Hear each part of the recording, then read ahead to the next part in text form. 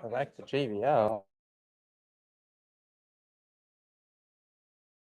Wait, Jared. Okay, go targeting.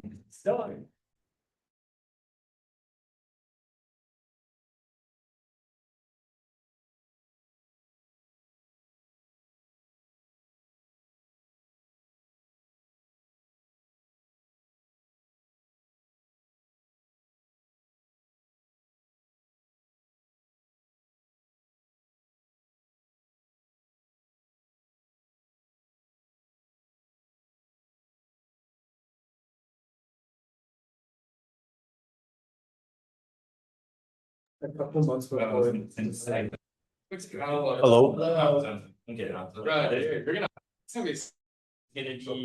Oh, what's up, fellas? I think he's gonna take some out. Hello. I do. Oh man. You wanna know what else I have? Oh man. Oh, yes. Not lame, it actually doesn't pop up.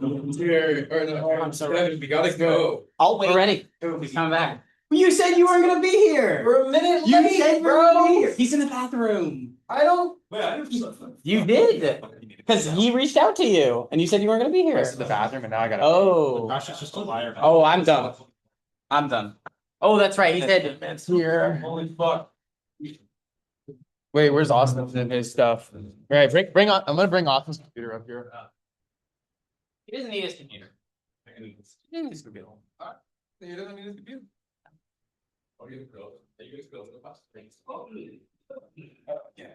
Hannah Chen.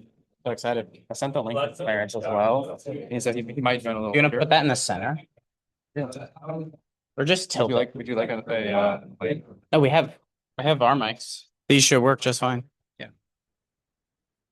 And they have there's a mic there. Can that mic be muted? No, now. Malik would I thought I asked for Malik to come, but I'm potentially not. He did. Rip the top off, Austin, and sit in this chair and let's get going. Oh wait, I need to move this. Oh, just hide the two Zoom thing. That was a fantastic. Hide. Can anybody on Zoom hear us with this mic? Yes.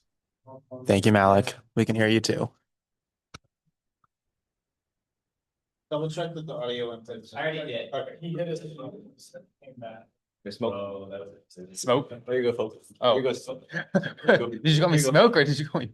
Do I need one of these? Is my breath like that bad? It's pretty bad. I can smell you from a while away. I can smell you from a while away. Thanks, Totem. Okay. Are we ready? Everyone can hear us? That's so cool. It's fire. It's That's so fire. Pleasure. Nelson's here. Okay. Yeah, you just click for the, or did you right click? You right click. There's a bit of a meme. Okay. Okay. Are we ready? Everyone, this is the first presentation for SR18, which is really cool. I'm Jared. I'm Austin. And I'm Sawyer. Where'd your pen go? Pen loading. So to begin, this is just a classic slide that's in all kind of higher level design presentations for Spartan Racing. If we say anything and you don't know what it is, what's your problem?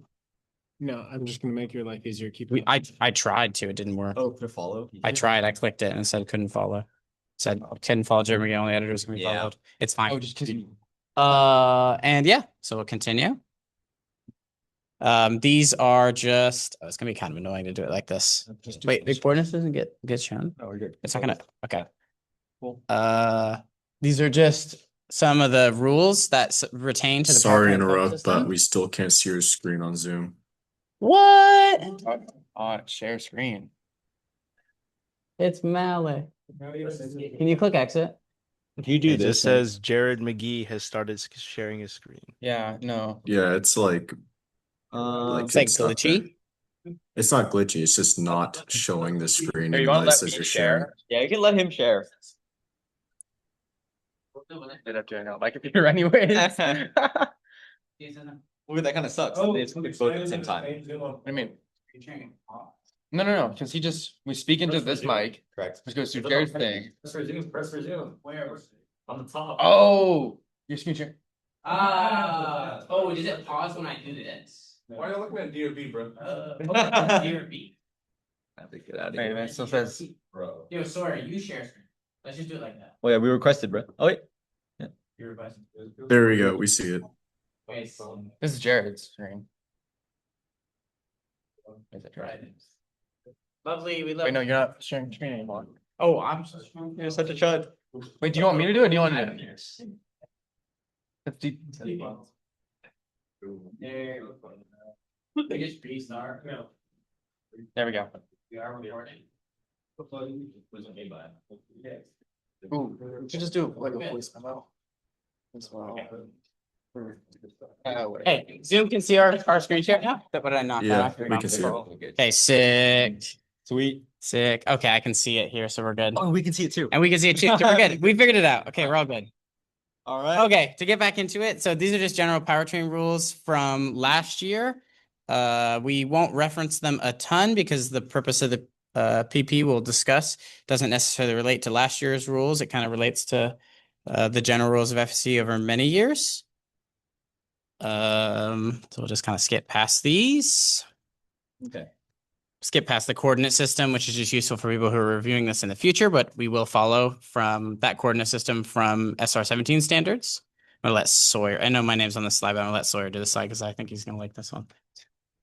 Okay, so the overall goals we have with this proposed drivetrain changes is that we want to move away from a single motor and towards a multi-motor, whether that's with dual or quad setups. Pretty standard with most of the other goals with our 5-degree tow out and getting there. Keep going. Overall, pretty standard with the goals that relate to current systems. Tunability wise, we want to see to have around 1 to 2 gear ratios for each of these setups configurations. Along with that, we want to move away from having a mechanical differential, mechanical LSD, and with a dual motor configuration, this would essentially turn over to a software differential. And we want to be able to create those validation strategies to make this a possibility. Again and again, also with a stiffness goal in mind, just things from this year as well that we've learned from the past. So we're all going to touch a little bit on this. I'm not going to do it perfectly in order, but the biggest reason for me to do this proposal and to do it early was I noticed that, and we'll see this in the motor selection section, I noticed that we've had a very similar final drive system since the beginning of SRE. And while that's not necessarily a negative, to expand and adapt, you have to make major changes. And I'll drop the bomb now and I'll write it later, but we will be over a decade of MRAX 228 usage in SR18. And that's, like we have made significant system improvements. And even this year we made large improvements, but that's a big number. That's a lot of people who've worked on the same thing over and over. And I think it's, as we'll prove in other sections here, it's a good reason for a change. Of more purposes about this PP is just that we want to start a conversation. It's really early. We have not even started SR18, not even on a comp yet. Many of us in this room have not yet gone to comp this year or even next year. But just kind of show what other designs are, what other teams might be doing, as well as switching over from something that we're not quite as familiar with and going with design comments such as like innovation and staying out of complacency. Sorry. Yes. So another thing that we just want to make sure of with this proposal is that we want to be able to understand most changes that will be affecting the whole car and the entire systems and the way they work together between the different configurations, and generally just present advancement within our capabilities as a team. So, you want to do this one? Yeah, I'll do this one. For the calculator, we just want to start from the basics. This is kind of something we start in PDR and CDR, but Looking back at SR17 and even SR16 calculators, our goals are mostly just to find out what tractive force is differently. When you switch to a dual or quad drive system, you are changing the amount of force applied at each tire, which sizes your components and chains and carriers all completely differently. So to start from the beginning, once you make our selection on the concept, you go start from the tractive force calculations. For those of you who are unaware, quad motor or even dual motor allows you to utilize more of the tractive force on each one. And so calculating is the best way to go from there. And past issues are just, factor of safety stack up, issues in metric, etc. And the DoorDash tracker, those who know. Who knows? A note I want to make here is if you didn't make it to the R&D mechanical DDR, that on above is from that DDR, kind of showing a difference in tractive effort between what we calculated for 17's competition car and R&D. Significant load difference there. So this is kind of, we touched on this a little bit, and I just wanted to add this here for my own personal motor layout reasoning. But you've seen this on other teams, and we'll talk about it later. For example, Wisconsin. They actually had a dual motor car previous year and then stepped into a quad motor car. And if we look at other teams, we can see that that's pretty common effort. And so if the goal, especially with R&D this year, which the goal was to produce a quad motor car for competition, it seems it's more likely to have success. Wisconsin is a notoriously very good team to step into a dual motor setup before going into that quad motor setup. And so that's the purpose of this slide and what I wanted to highlight. So this was graciously done by Sean Gilmore in the R&D PDR, and I tried to revamp it, understand it, read it a little bit more, and kind of make my changes.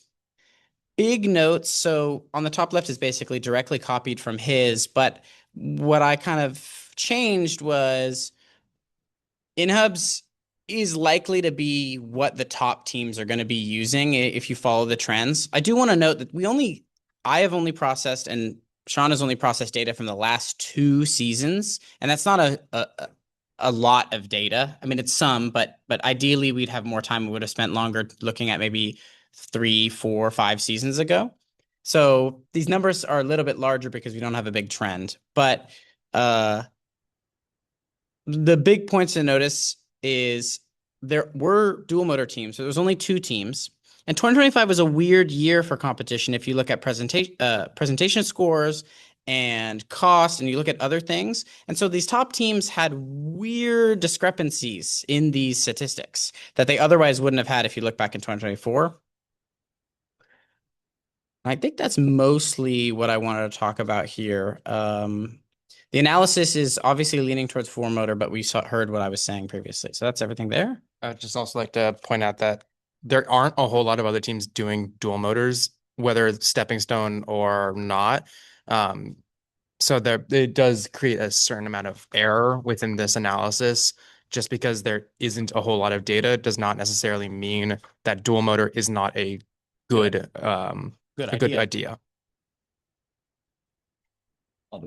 Perfect. So in terms of team research, this goes back all the way to 2017. So University of Wisconsin was the first ever all-wheel drive EV, and they did Nova 15s on the outboards and fronts and Nova 30s were the inwards on the rears.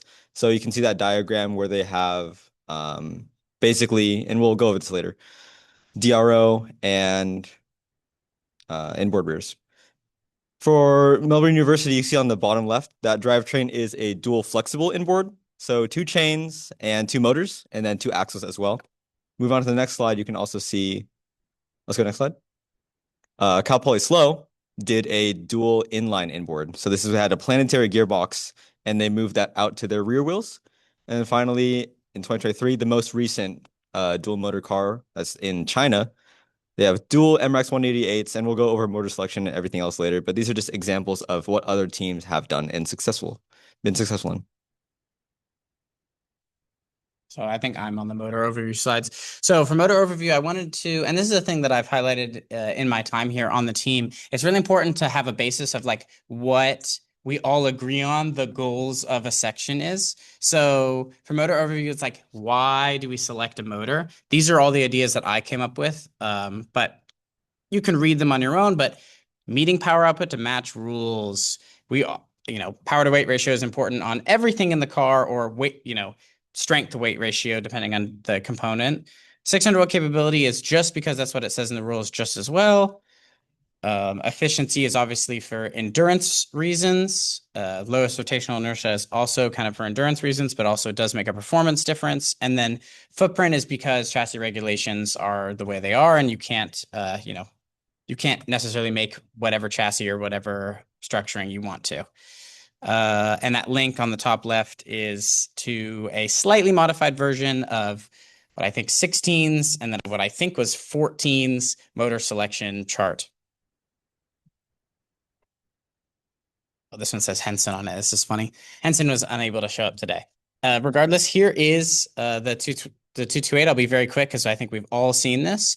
Interesting to note, we recently went on a trip to the dyno and we had output numbers from the dyno, and they don't necessarily match what we see in this data sheet. And in fact, they're lower, and to the extent that, and I didn't have time to put it in this presentation, we plugged into our Excel simulation, our MATLAB Excel simulation, the lower torque numbers and power numbers that we saw from the dyno, and they actually, within about 5% margin, line up to our acceleration numbers that we saw at competition last year. So motor selection is important, but verification, what I think this should highlight is that verification of what these manufacturers say is also in some ways equally as important, if not more important. And then, as I said earlier, it's been a decade. That's a lot of people. Just to highlight, let's say there's 3 people a decade, that's a lot of engineers. That's a lot of people who spent a lot of time on somewhat the same thing. So this was one of the things that I chose when I looked through that motor selection chart for a dual rear, which was 2 MRAX 188s. Big things to highlight here is that efficiency band is a lot wider. We're still getting the continuous output that we want, although it is lower than a 228 and doesn't necessarily meet our specified requirements of having 80 kilowatts. And since we know from this dyno data that the rated number from the manufacturer is higher than what we're seeing, it could be a reason that we might want to even spec a more powerful set of dual rear motors. These have been also discussed many, and we have a set of them downstairs, and I won't get too deep into this. I want to note previously the efficiency band on those, as I said. Efficiency band on this is the lowest out of the 3, being 20,900 for kind of that peak range. Oh, the scaling didn't work perfectly on it, but I'm kind of highlighting there the darkest red in the AMK provided drawings, also, or provided information. Also, we don't know how necessarily true that is, so I won't get into that. AMK is continuously, though, and I want this to note, don't hit our requirements for 80 kilowatts, which is what we can output per rules. So in that, everything I already said, I came to the conclusion that dual 188s was the most optimal based upon all the parameters I said, and we can obviously discuss that in the questions. You can click that decision matrix. I talk about why I give each one of those a score and what each score means. Henson was also supposed to be here for inverters, but I'll do my best at inverters. We've had the same inverter for a minute as well. We made a slight change this year. I'm getting head shakes, but I thought it was true. Regardless, it's not as significant, so I didn't note it. But kind of the same ideas with output based on rules. Very similar to the motor selection. The biggest thing that didn't get worked on more here that I wish was the tunability, the controls, the documentation of the inverter is really important for us to be able to make changes and to figure out how to best utilize our system. We're moving into system design overview. Okay, so looking into the high-level specifics, what do we want to drive system? We want the lowest losses. So that comes from your chain, that comes from your motor itself, and that comes from, like, let's say, a planetary gearbox. More rotating components is also more energy losses. So we have a number of components we want to keep low. Additionally, the fatigue life and see how many cycles you have before failure. That's something we can, correctly analyze and see what our actual numbers are, if they're a concern or not. And then the footprint and the part count kind of go hand in hand, and just like, what are we doing to reduce our weight and increase our power to weight ratio? I want to go over legacy solutions for the 228. Like I said, this has been a decade of iteration. So we go from 15 2 years ago, having 3 mounting points per carrier.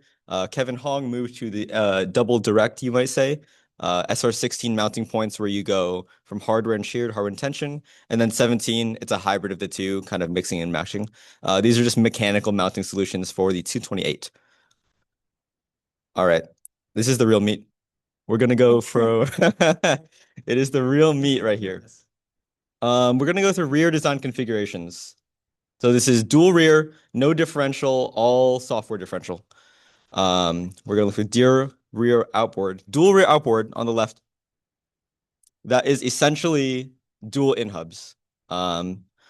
No fronts, and you have either planetary single stage, or you have Direct drive. direct drive. There you go. Dual flexible is essentially a chain or belt drive. Take our single motor setup and mirror it. So you have a smaller motor on both sides. This allows you to control each side independently.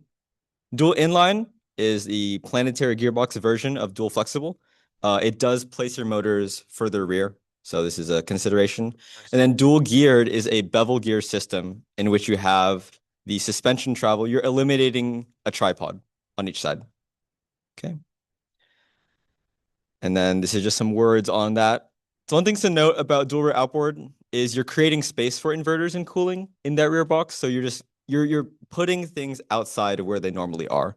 This does, however, increase your unsprung mass. Big thing for vehicle dynamics is not beneficial to have more unsprung mass, if you do know. We also increase yaw inertia. It's just not beneficial for VD, especially in the dual format, where you're not getting the all-wheel drive aspect of it. Dual flexible, it's a kind of, you can just imagine, if you know the system right now, mirroring it. It's easy to imagine a move to this system, especially since it's an introduction to software differential. This is something that's mechanically simpler compared to all the rest of it. It has less of an impact on suspension or VD. I like to say mechanically similar instead of simple. Mechanically similar. Yeah. Yep. Dual inline outboard is the same as DRO, except you move the planetaries into the inboard space. That does, however, occupy the space, and you now need to find more volume for cooling and inverters. And then dual geared inboard is a kind of a free throw. The bevel gears are on the axis of rotation of the motor, and when you travel your suspension, you eliminate the inboard tripod. The plunge happens on the outside, and you kind of get a interesting, never before seen idea that could be good in design. And it also does have the benefits of lower rotational inertia and lower vehicle inertia. And more center of gravity, since we keep the motors in a similar spot to where they are currently in the car. Correct. I would also just like to know, it's not entirely important, but this idea, the dual geared inboard, was the idea that actually prompted this whole presentation. Just something I wanted to note. Fun fact. It's an important. That's what that photo is earlier in the presentation. Actually, Or so I'll do the decision matrix. I love decision matrices. So similar to the other decision matrix, you should be able to click those, and there should be comments below it. If there isn't, something happened, I remember, on this one. So grill me on it, and I will add those later on. What wins is DGI again. Now, obviously, as Sawyer highlighted, that was a little bit of a bias, because there's biases in decision matrices always, because it matters who makes them and what the criteria is for them. I do want to say that performance, i.e. efficiency, weight, and this my performance kind of category. Performance in this case was motor output, was lower. Wait, what was performance again? inertia. It was lower rotational inertia. Correct. It was weighted towards that direction, and manufacturing wasn't weighted as heavily as I think otherwise could be. And DGI barely squeaks out in the grand scheme of things. And that really allows us to say, hey, there's a lot to go over here, and it's not a simple decision to say DGI.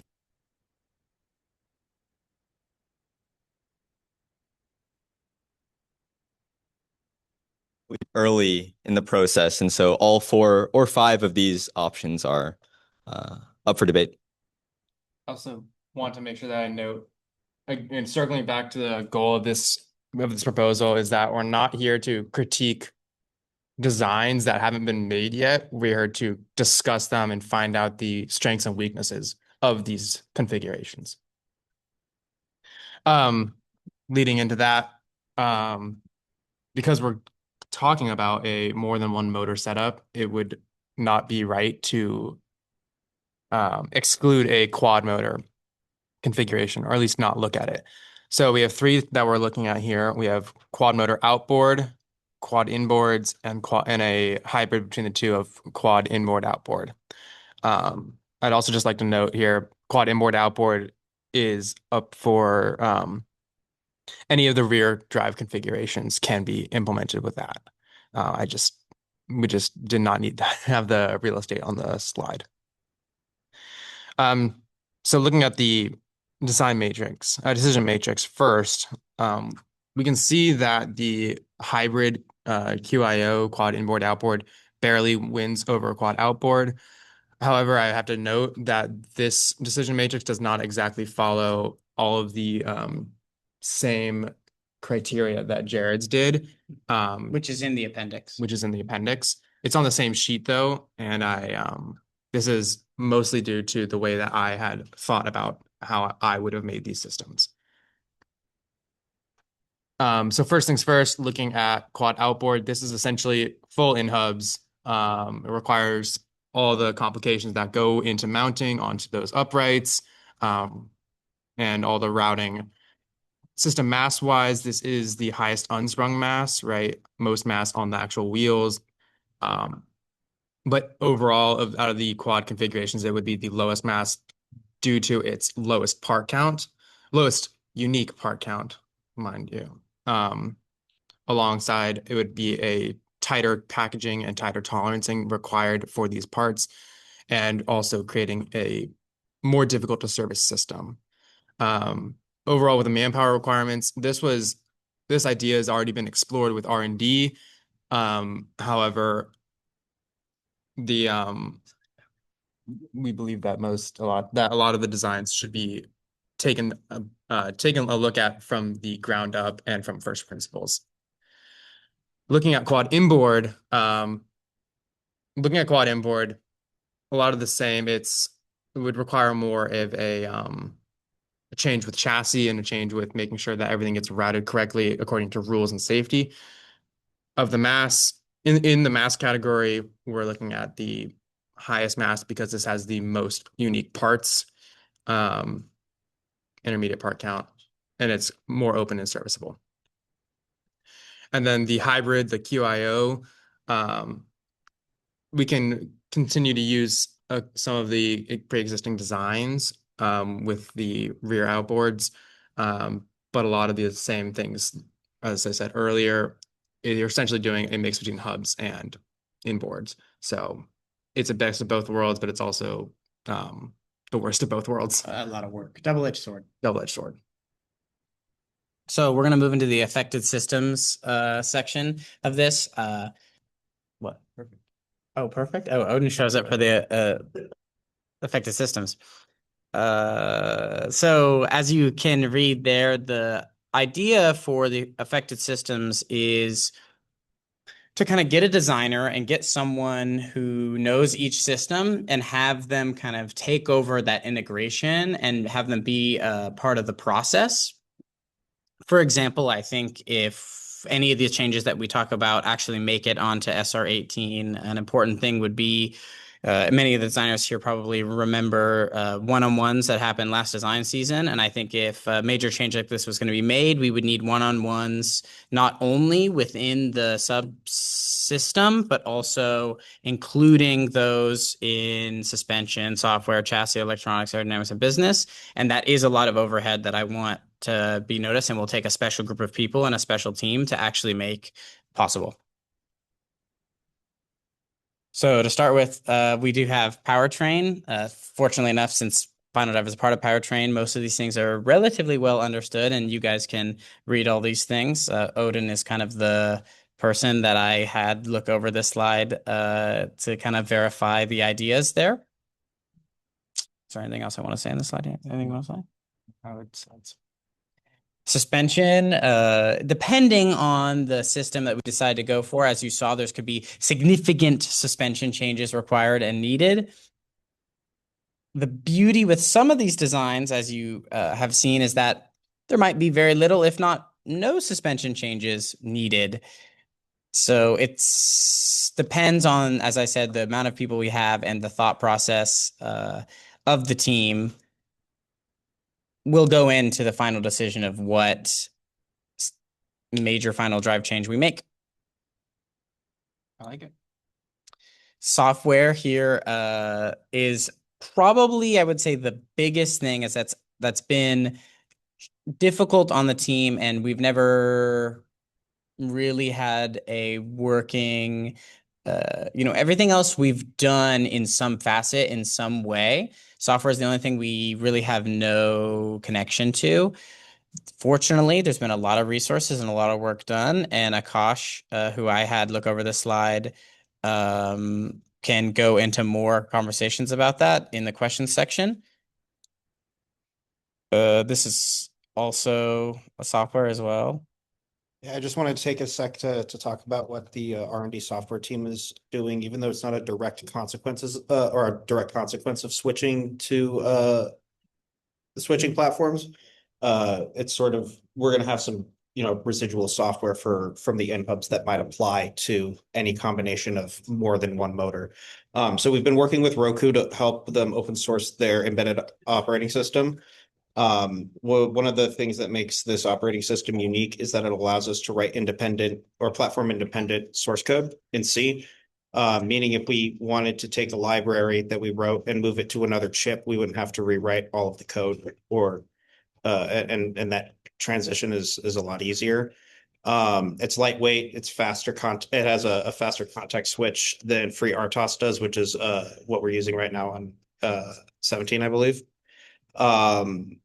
It's got easy configuration through JSON stuff. One of the cooler things is we have the ability to put a command line on the car. And really it's just in progress, and its viability will mostly depend on how the summer goes and how the R&D car goes. Cool, true. Chassis, which I had Emmett look over the slide, and we can have any discussions about the changes in the car, via that. The only thing I want to highlight here is that the goal for chassis could change, as there's been a lot of talks about monocoque. Regardless, general sizes, even if you switch to monocoque, are the same, and so these principles and these ideas can stay. Do you guys want to do any of these, or I'm banging through all these? I love it. I can go through them. Okay, so Hannah, is Hannah here? Did she show up? He's on Zoom. Oh, she's on Zoom. Hannah's on Zoom. I had Hannah look over the slide. She did a lot of electronics, harnessing, and some other things this year. I want to note the purpose of the PP changed a little bit. So when it says 6 less wires, that's really just reduction in wire count depending on the setup. Production of wire count, because the outboard would not have wheel speed sensors if we were doing DGI. This slide didn't get updated as well as it should have. So any of the ideas there need to be taken with a little bit of a grain of salt. I don't think I should read that a lot of years, but yeah, I'm not gonna read it word for word, but overall harness design would probably need an overhaul depending on the configuration of the powertrain that you're going with. Just do some more wires going outboard and whatnot, or inboard. And then also the use of inverters. So instead of a motor control, you would have inverters, so that adds more like CAN nodes and whatnot.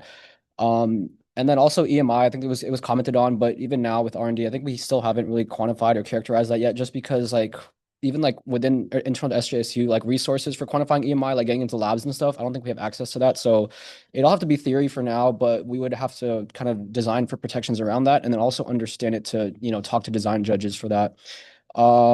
And then also I think this for anybody here that's gone to Crows recently, you guys kind of have seen some of the issues. So like things with CAN, I'm not an expert, but like we've had issues like with the harness side of CAN, so making sure it's like terminated correctly, like manufactured, wired, all that stuff. More CAN nodes means more, I guess, failure points and whatnot. AMKs, each individual inverter or whatever would need to be on its own CAN node or whatnot. And then that again, just more failure points. Then you can go next slide. Oh. Yeah, okay. LV power. This is again for anybody that's gone to Crows recently. Our car has been like down, more often than not because of the LV systems. Just for whatever reason, I haven't been like I guess too integrated too perfectly just yet. But with R&D, they would need to be overhauled entirely again because of the expected cooling demand. If this is considering I guess four inverters or four in hubs. With the fans and the pumps, the power draw, our current compared to our current systems, it would be the current would be too high. So you need to change your PDU, you need to change your LV batteries and maybe your DC-DC, and we're kind of already struggling with that right now. So just something to consider. Dual rear though, I'm assuming cooling would be easier, and then everything else would be easier. So yeah, and then rules compliance, that's kind of documented there, HFIL stuff, and yeah.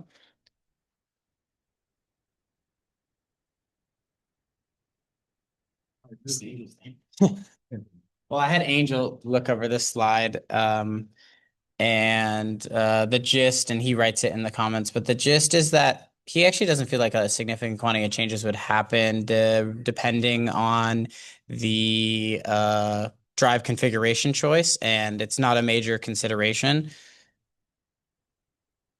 For the most part, I would only just say that we would just need to make sure that we're having clearance between aerodynamic devices. Like we are having issues this year with the front wheels touching these strakes on the under tray. It was just things like that, making sure the packaging is compliant or not is not interfering with other components on the car. You'd have to do anyway. Exactly. Here's business. I let Dev here kind of talk about. The main things I want to highlight in the business section is the prices of things and if certain configurations would be possible.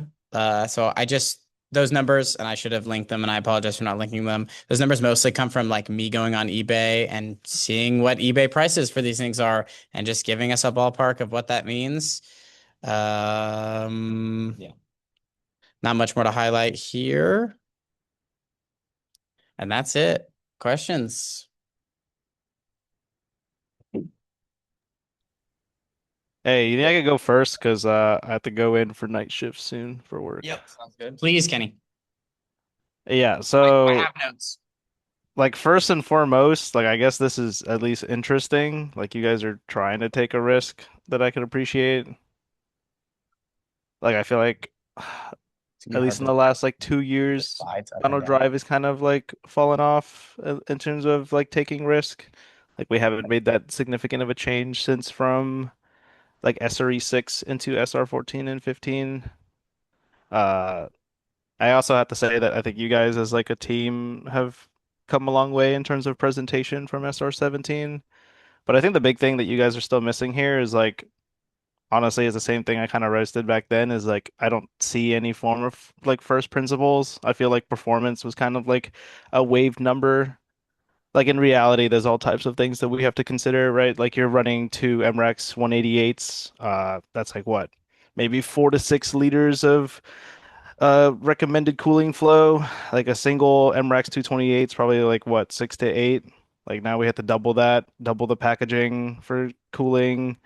And then like the biggest thing is like that probably annoyed me in this conversation, to be honest, is that one of your proposed goals and requirements for like this dual motor setup is stiffness, but you don't seem to understand anything about stiffness. It sounds like you're trying to solve a controls problem mechanically, and then vice versa. You're trying to solve mechanical with controls. Like in reality, like, oh yeah, this like geared like dual motor sounds great and all, but it's like you look at the right side and it's like I don't think you guys understand exactly how much work this involves. You have 5x the mechanical risk and like 2x the controls risk in electronics. Like bevel gears hate misalignment, and now you have to fight to have like equal torque on both sides, right? Let's say like you go to like the dual flexible inboard. I think that one's even worse because you have any differential stiffness between the two, you now have like a fuck ton of just like asymmetric force, like tractive force. And then with dual geared inboard, uh, like if you don't have any torsional compliance somewhere, you're just gonna like blow some shit up. Like shock loading is gonna be terrifying. Like this is just so much work. Like I don't know if you guys can do this all in 1 year. Mhm. Like you guys have to understand that there has to be some torsional damping, right? Like you Yeah. can't like you're just keep saying like, oh, like yeah, we gotta package the bevel gears in the rear box and all this stuff, but what about stiffness? Like can the rear box take that if you have a certain deflection under a certain load, like you're in some weird like slalom or some shit and like it bends a certain way and your bevel gears explode, you're not finishing endurance. And suddenly your single motor that was like stupidly simple is like 10 times better. Because now you just did 10x the work and you didn't finish endurance. And yeah, and you didn't win at comp. I get that. Exactly.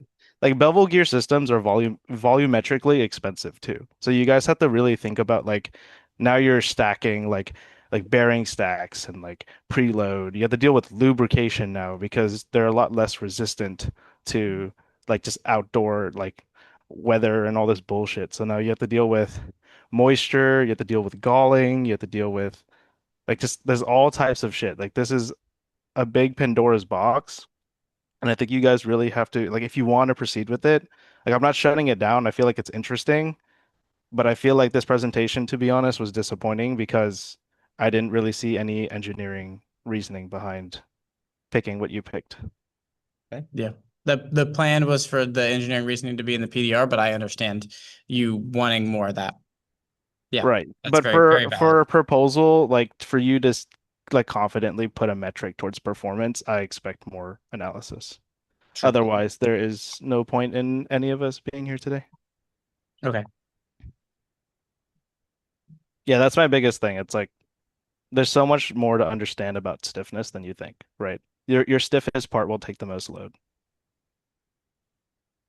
Like that intuitively makes sense. My question back to you, if that's okay, is um you know, do we not see a significant amount of tractive effort on one of the tires in the current configuration? Let's say, I've seen SR-16 and 17, fully lift a tire before, and there be all the load on that one side. I mean, wouldn't that directly prove that the box is at least strong enough for that? Or I'm not quite sure what you mean. What is your question here? It's basically like in the current configuration with the differential, like there's a significant amount of tractive effort on one of the wheels in the current configuration, and the chassis doesn't bend. So, or it doesn't bend to a significant enough margin that we have problems. So would that not lead Yeah, you to say that? you're saying that for a chain, and a chain itself is very, very like compliant to Yeah, deflection, like compared to like a I would dual agree. geared inboard. Like bevel gears have no tolerance, right? Like you have to already control backlash tightly, and you better hope to God that your carriers are stiff enough to where like you don't deflect so much under load that you just turn it into a CNC machine bomb. So that's kind of a big proponent to, if we want to do Yes, like dual if your rear, rear to go box is into DFI, for example. like if your rear box is just not stiff enough, you now like have this backlash that grows dynamically, and your like torque control also grows inconsistent, and then now you're trying to fight regen because you have two different motors that also have to talk at the same time. So synchronizing that is like a bitch. Um, yeah, like there's so much that you guys are gonna have to consider. And like Okay. this is like excluding NVH too, right? Like you throw like vibration into that, which is a natural like noise in that, and you'll have to Yeah. filter that too. Does the vibrations in something like DJI feel innately significant to you, versus like DFI? It is significantly worse for DGI than DFI. I would absolutely agree. Perfect. You write that down. Unless you put some towards of like torsional damper or like coupler or some bullshit. But like again, then that brings Yeah, you then more you're increasing complexity. part count, and you're kind of ruining the purpose of it anyway, right? Right, exactly. But just saying, like, even if you make DGI too stiff, you still have to deal with shock loads. See if you could actually take that. Breaking If you teeth. end up hitting a cone somehow in like the rear wheel, can you survive that? There's also like wheel hop that you have to deal with because now you're tuning two motors. And again, this also comes back to like the fact that you have to make a rear box in the first place. Like again, like I think that slide you had about chassis, like affecting chassis is just super underwhelming because packaging is honestly like the least of your problems here. It's going to be differential stiffness. Like you also want to do modal analysis here too, I think. Like this would be a requirement across all of these dual configurations. We were able Okay. to get away with it with like a simple like single motor Modal analysis. like final drive because most of it was like high frequency, but Yeah. like this seems like where modal analysis would actually be a requirement for Yeah. your analysis. That's it's very funny because when we went to Lucid, you probably don't know about this. When we went to Lucid, it was one of the main things that we got asked multiple times. Was like, "Hey, you guys running modal analysis on your system?" And we kind of looked at them with eyes like, "So, thank you for that." Yeah. I think another thing is like when I think about it, like dual 188s actually might be harder because now you have a smaller like rotational inertia, so you have a faster transient response. So if you have a faster transient response and less damping, and they're unsynchronized, you get fucked. Like this could be a really bad Excel, uh, or even like I don't know, like even like transitioning directions and skid pad. Like this sounds like a driver nightmare if this car is tuned wrong. Like I just want you guys to be aware. Again, I'm not shutting this down, and I'm excited to see it for next year. And unfortunately, I'm out of time. I have to go into work now for the next 12 hours. Thank you so much, bro. Thank you. But like, yeah, just Well, hope again, to see you at the I don't, PDR. yeah, I don't think this is bad or anything, but there's a lot more homework to do. And I feel I like agree. if you guys feel like the risk is worth it, that's a decision that you guys have to make on the team. For me, as an alumni, I honestly don't give two shits, but I am interested to see what you guys do. Thank you. Thank you. Fantastic. Enjoy work. Thanks. Hey, we at least static fired today, full duration. Let's fucking go. Whoa. We pulled like 3.6 meganewtons of fucking tension on my shit. It's insane. Insane. Okay, anyone else on Zoom have anything to say? Or is there anyone in person that needs to leave and wants to talk? Sawyer needs to leave. That's okay. If no one in person needs to leave, I would like to go. Let's do it, Malik. All right. So at least in terms of, I feel like a lot of my comments, I guess were under the assumption, I think it was like a PDR before, but I think it changed the proposal. Yeah. So I think a lot of just my main comment is that you have like kind of like a lot of homework to do before you do your PDR. Correct. I would like to see at least a full weight analysis of like each of these options. Because, if you go dual inline inboard, right? Or there's, let's say, like MRAX 188s, right? Mm-hmm. You like the amount of weight that you're adding also sort of depends on like what inverter you're running too, right? So it's like the AMKs, you've already been given like two inverter pairs. So you could run one of those boxes, right?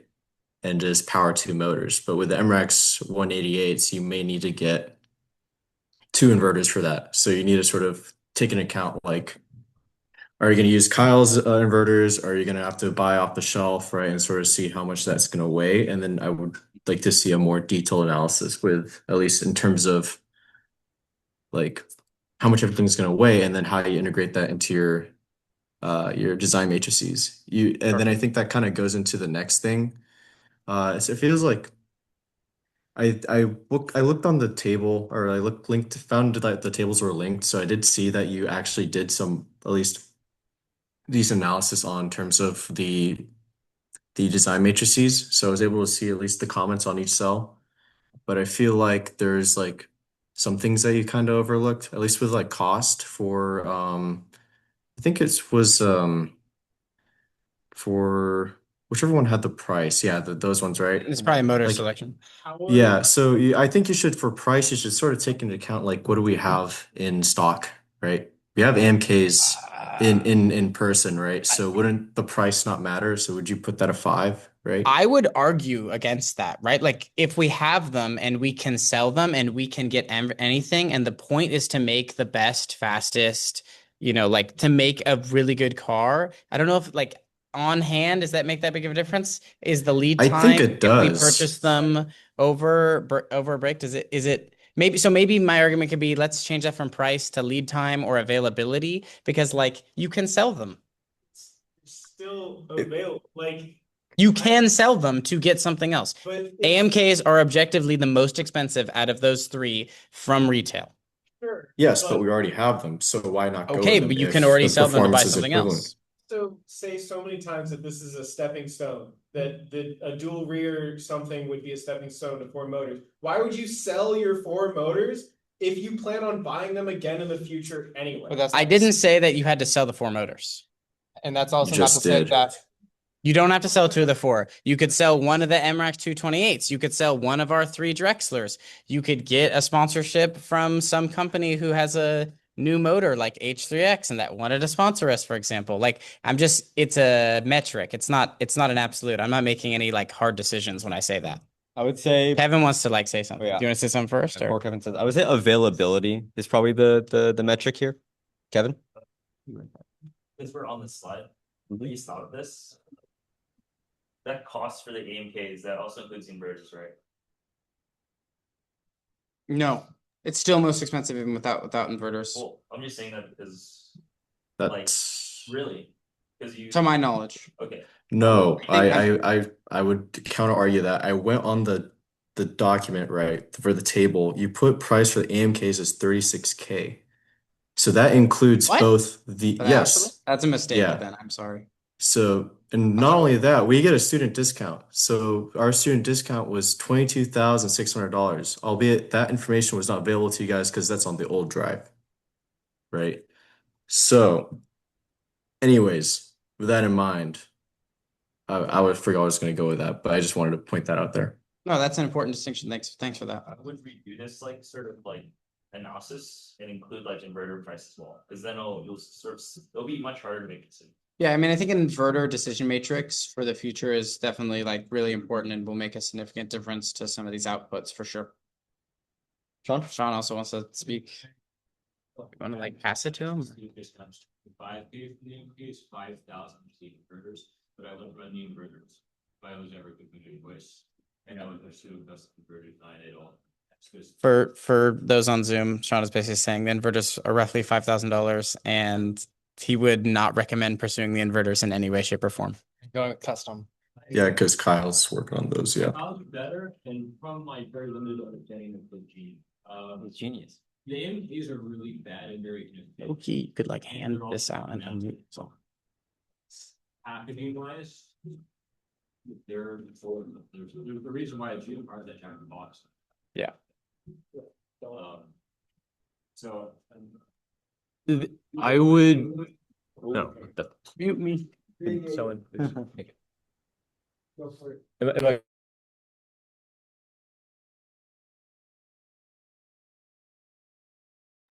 Now both of y'all are muted. And- Oh, there you go. on using? Oh, because I need to mute Sawyer. You need to mute Lol. the volume, No, I just have to mute you. Like, but then he's not gonna be able to talk. You need to No, mute the no. volume. Because I'm connected to that computer, right? So then. You know what? Just hand him this.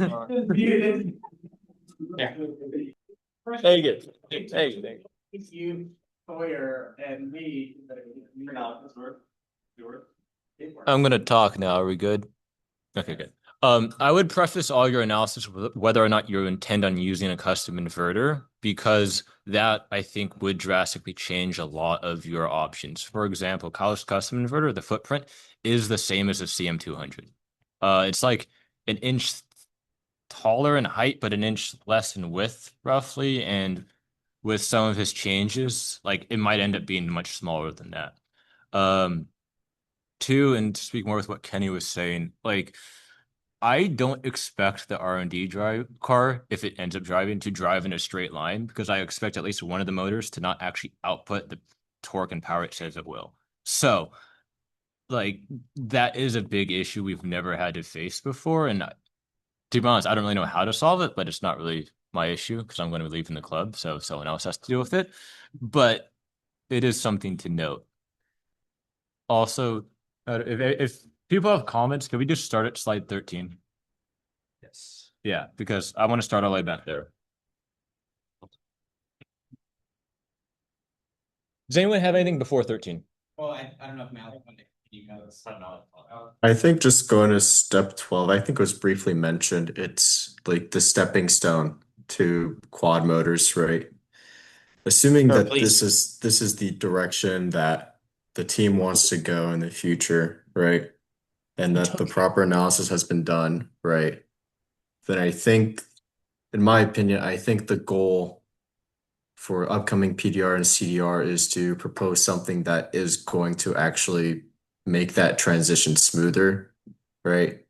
If going to MRX 188s versus like a quad motor where we decide, oh, we want to do all four outboard hubs because we've, for whatever reason, we found out that MRX 188s are a lot more challenging and a lot less advantageous to running just outboard motors, right? I think it would be more worthwhile to sort of figure out if like having that goal of being a stepping stone is necessary, or if it is necessary, like what are you guys going to plan for making that smooth? Yeah. That's a great point. Yeah. I don't think there's anything to Yeah, respond to that. Do you want and to then I speak? think yeah, Sean can go next for slide 13. Well, Matt, Andrew potentially had a comment, or Nick had a comment about it. Very tangentially, or it is related to that. I know we've been kind of, apologies if I zoned out and it was like explicitly mentioned, but we've been kind of like, I feel, dancing around the issue a little bit of, or not dancing around, but we have mentioned like the stepping stone, right? Like I haven't seen like a hard quantification of why we would want to, like, I logically understand why we'd want a stepping stone, but like if we're gonna have problems anyway, why don't we just rip the band-aid off and just jump straight into it? Like, I can. okay. Go for it. It won't work. The car that we are building this year is not something that is performance oriented, and I would almost guarantee that next iteration will not fully get there. So you would want an in-between gap of at least 1 year. And more to that point, how long do you intend on having this be a stepping stone?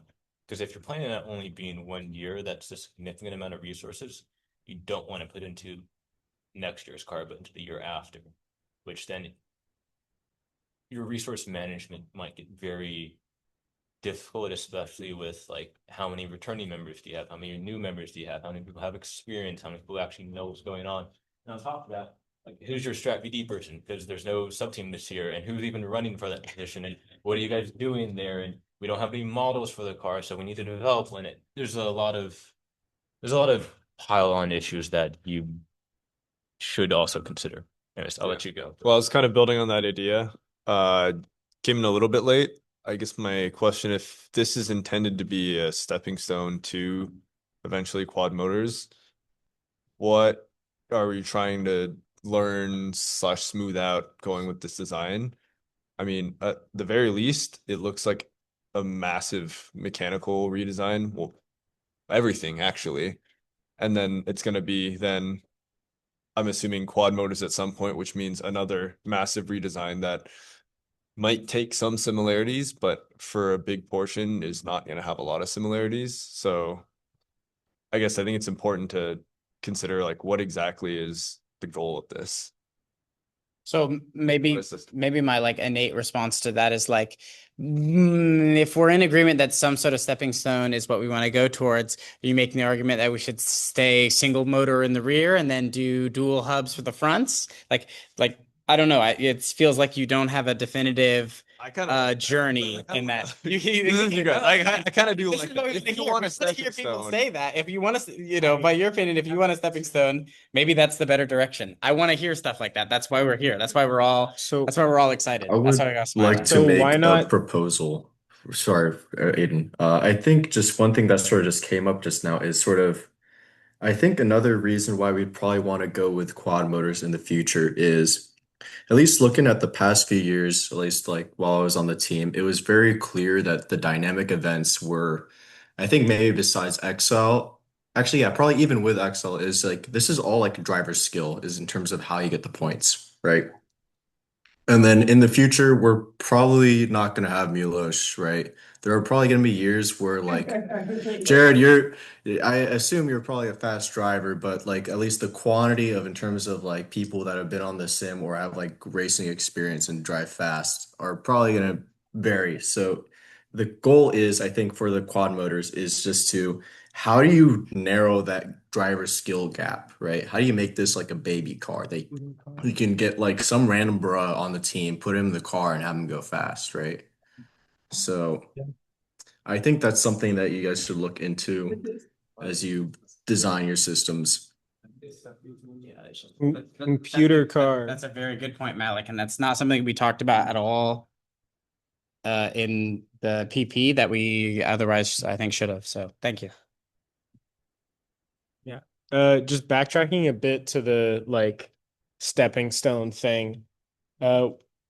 If you feel like you can't do it in a year and you need another year to develop it or whatever, like doing a stepping stone of dual rears or whatever is going to be half the pain for 1 year and then 2/3 the pain because you're still going to need some redesign around everything when you add the front motors. Why not just like build SR17B and then shift a bunch of focus to R&D? Like you this year R&D was just everything was one sub team. Like make SR17 the comp car just one sub team or whatever. Like make it comp sub team and then everything else is R&D and you just oh this is an exaggeration. This is exaggeration. But B as in like build SR17 again with whatever adjustments you need for rules or like simple enough improvements or whatever, and then have 90% of your design focus on SRE8 or SRE7B or like whatever. Sure. Like or just call it SR19 like from day one, but if that feels like a better use of resources than like extending this transition over multiple years and bringing a car that you know isn't gonna Do great. perform super well at comp just to feel bring like- another more different car the next year. Yeah, understood. No, knowing the past years we've done like an R&D sub team or like a second car sub team, we know that like nothing really gets, well, sorry, Sean, but like not a lot of stuff gets done. Right. Digs. So I'm sorry, that was a little rude, but No. but I think in terms of that idea, I think it's you guys need to like not half-ass it, right? You gotta full ass it. You gotta dedicate the entire team to this one project. Yeah. And then I guess with this transition, you have to accept the risk that you may not place well at comp, right? Yeah. I think that's the only attitude that you can take. Or you work really hard, right? And you devote, like, you fail a bunch of classes, right? And you make sure that this is the best damn car you can build and it works. Mhm. But yeah, sorry. Go. No, it's good. Exactly what we want. Is there anything else you want to talk about, Malik? I think whoever has any slides between now and like slide 18, they can ask their questions. Okay, well, we're on 9. Do you have anything before 9? Sure was mentioned. I have like an overall question. Okay. Please. Like, what's your goal? I don't understand. Like, I mean, what are there's you trying to- goals there in SR18. No, like, what are you trying to do? Multi-motor setup. I- But why though? I mean, that's said earlier, which is this like it's said in the purpose. Like, is your goal to place really well at comp, or is it to try something new? Like, what are you trying to? We- Like, you're gonna walk into something, right? I mean, You that have a deliverable. What's your expectation of your deliverable? Like, for instance, SR16 and 17 is like do like first place at comp, right? That's the goal. But what's your goal for SR? I mean, I'd say that's up to season's briefings and next year's chief to decide, and that's why this was purposely worded and done the way it was. So the goal is we don't know what our goal is going to be because we don't know what the next So what is the goal with person like the is to Start a conversation. influence that decision from the next chief. What is your goal?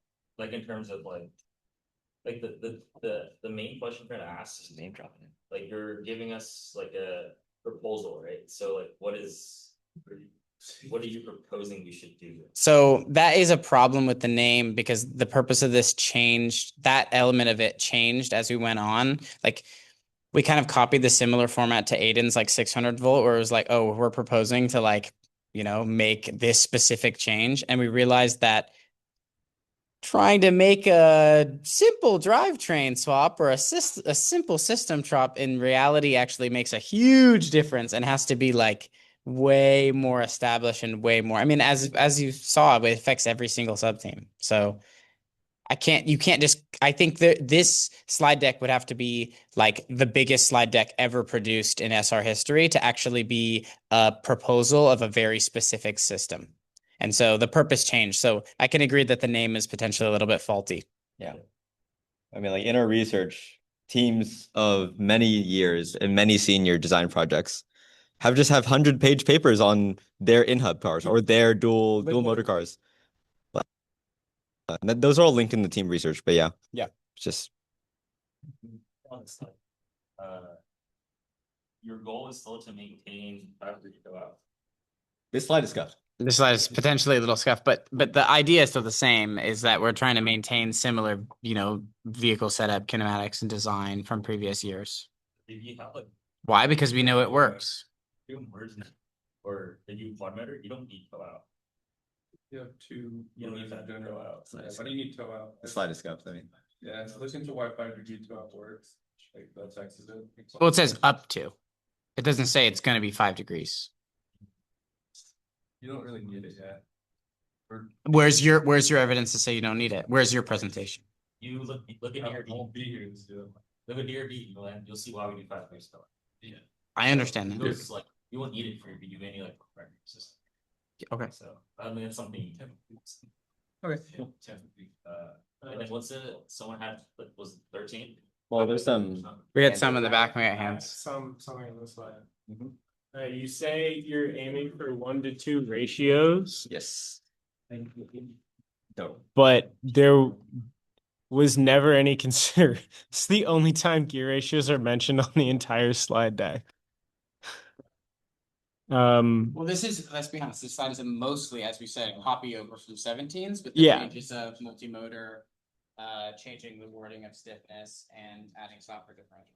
Sure, but like But with our, as you would call it, like the single flexible inboard that we have now, changing a gear ratio is really simple. You change one sprocket and change gear ratio. They're relatively accessible. If you're aiming for up to 2 gear ratios on any of these options, really, except for the like dual flexible, it's not impossible, but It becomes fun. Aiden, Okay. Like one I ratio. just- Good. Yeah. Sawyer's coming in. oh, sorry. I just wanted to point out that the idea there with having the 1-to-2 gear ratios wasn't necessarily to say we should or should not swap at comp. It was to say, hey, we can design around 1-to-2 ratios, and that would be best fitting for necessarily all encompassing events. But I mean, I'd like to have Austin and Jared jump in as well. this is also just a thought I had, not something that I want to talk about too much. But have we ever considered, like, for in hubs, you go different gear ratios on the front and rear? I'd like just anyone. That is a theme that is admin. You want to do that. You want Really? yes, you want different gear ratios front to rear. Interesting. Okay, I think you could back that up more as to why, because that's clever. I mean, I'd imagine you want your front motor spinning more. You're spinning faster, I guess. It's a consideration for sure. Anyway, there's like a building. Yeah, anyway. Do you guys still have something you want to say over there, or should we move on? Okay, we're gonna move on. The next, anyone else? Anything on 9? We have one on 11. I have one on 10.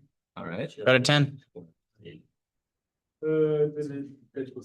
Oh, this was a slide where you were like, oh, we've been doing it for 10 years. We've been doing it for 10 years. It's over a decade. We really want to keep doing it.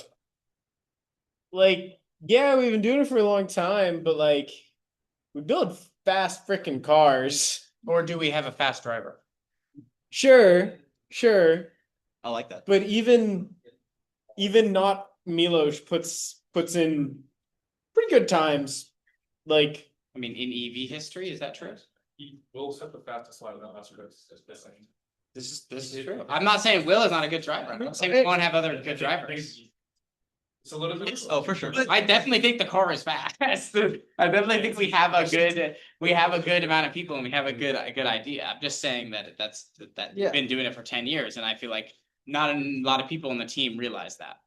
sure. Really, I just before this, how many people actually knew that we've been using the same motor for 10 years? I mean, can we raise our hands? How many people actually knew that? Basically, no, but what you actually knew using the same motor for 10 years? That's crazy. I don't know. It's less than half of the people. It's awesome. yeah. The car could be faster. But it's the common like, oh, in-hubs are faster. Yeah, an in-hub car, a perfect in-hub car is going to be faster around an endurance or autocross track than a perfect MRAX car. But can you build that doesn't matter. Can you build an in-hub car that's faster than the MRAX car you can build? That's what actually matters. I would say an MRX car that you can test. I think what the advantage is probably more in the testing, less in the building, but maybe. You know what I mean? Like, Sure. we get so much testing time and we have such a great spot to test in. I think that makes one of our bigger differences. My big problem with like saying 10 years is that was kind of in the things that you said was kind of used as like it's time to change.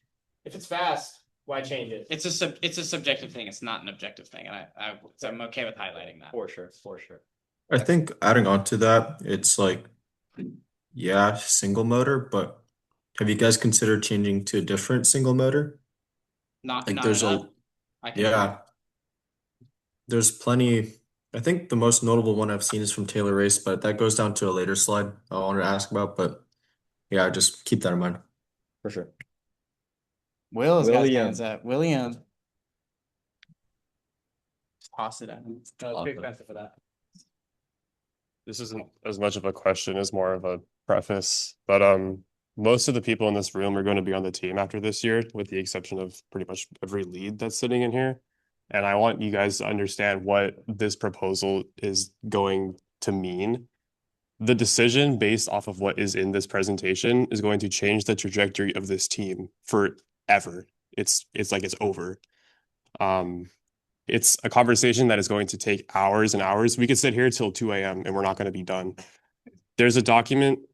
Do you know what document I'm talking about? The start of the year, the leads had a meeting about this. Did you look at it? Okay, yeah. Look at that, read that. You guys will have that same discussion that took us 8+ hours straight of talking. That's more of a you guys problem than anyone else. But yeah, just I would shape questions and discussions around that and realize tonight you are not going to talk about everything you want to. We will leave this room on them. And yeah, Definitely leave this room. I know what positions you guys are gonna run for, so it is your problem, but yeah. Found it. Yeah, I had it ready to go. Had it ready to go. All right. Yeah. Bro, had it locked and loaded. Long ass document. Long ass document. This. Okay. Yeah, no, this, yeah. Yeah, we did a whole lot of SWOT analysis, right? You did? So like, this will. I think the more I read what did a problem why we didn't pursue in those shit. Straight up. I agree. Right. So we're gonna have this discussion anyway. So I think once we hand off, we have a later conversation. I think it makes sense for every single year for this discussion.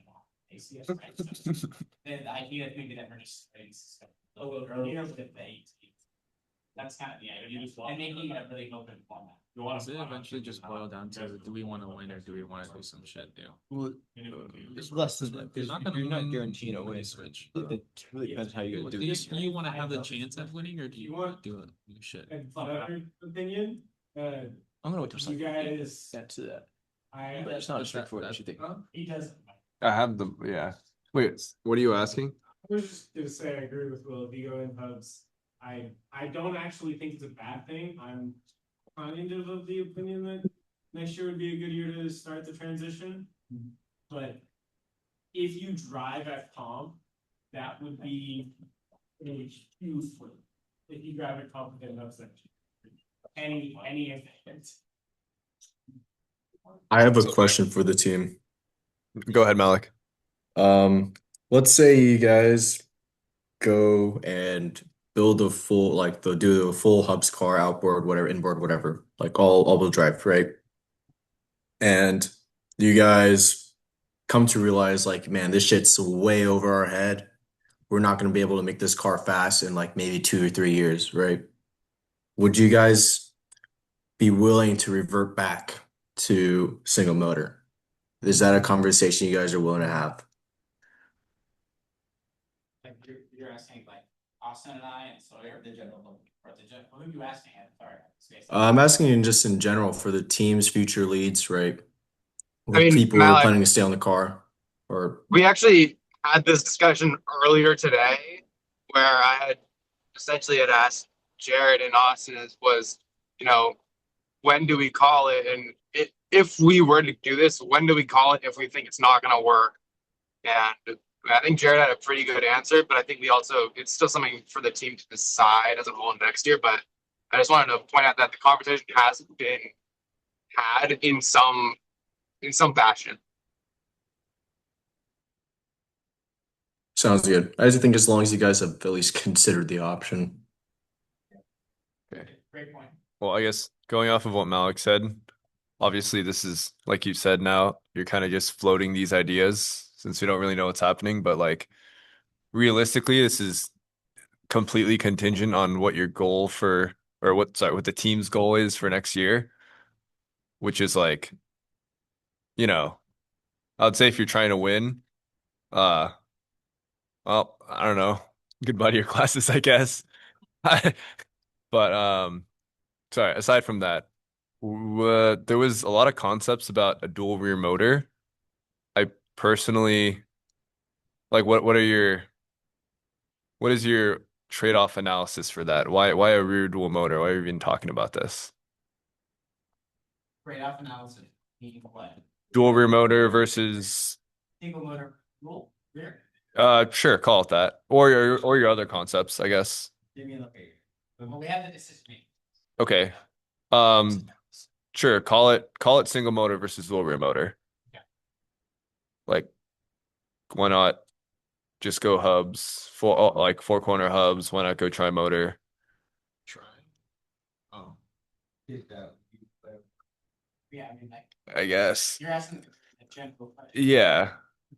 That's really deep. We're talking about things might have to ask more specified point on that. I'm not sure. Like, Well, I don't know. It's like you have a differential, and now you're like, okay, now let's just not do a differential, and then put 2 motors in there, and then now we can make our software and controls that are still very, very early on have to do even more. I don't know. I mean, we like touched on it just a second ago. We're like, hey, tri motor. isn't mentioned. Yeah, I mean, if I think I'm kind of hijacking at this point, but like, I think if you wanted to take a step towards hubs and also give an opportunity to control multiple motors and maybe do some torque vectoring stuff, a tri motor would probably have hubs in the front, so you get to try out a hub design. At the very least, you could fall back, maybe, okay, forget about the hubs in the front. Let's just do rear motor. And then you have a drive system in the rear that you can fall back on. Why waste your time with 2 motors when you can just integrate 4? If you're doing 2, just do 4. But that's the other discussion, right? You could just fucking go 4, but I guess I just you could also you do get a fallback, I would say, where you can just very quickly, I don't know, But if you're backwards doing three, why compatibility not in the just drop front. four? Well, I guess it depends then. Do you think you can get Well- performance with 4 versus 3 versus 1, and then what is your goal? Because if you're saying what if you're gonna do 3, why not do 4? That implies that you're like, let's say you're gonna expect you're not gonna place well with 4. Do you expect you're not gonna place well with 3? And then what You're is not your gonna goal? place well with 3, just go to 4. Yeah. But that are you gonna place Okay. well with? I think we're getting ahead of ourselves. I would just say like whichever architecture you go for, it's gonna be very difficult.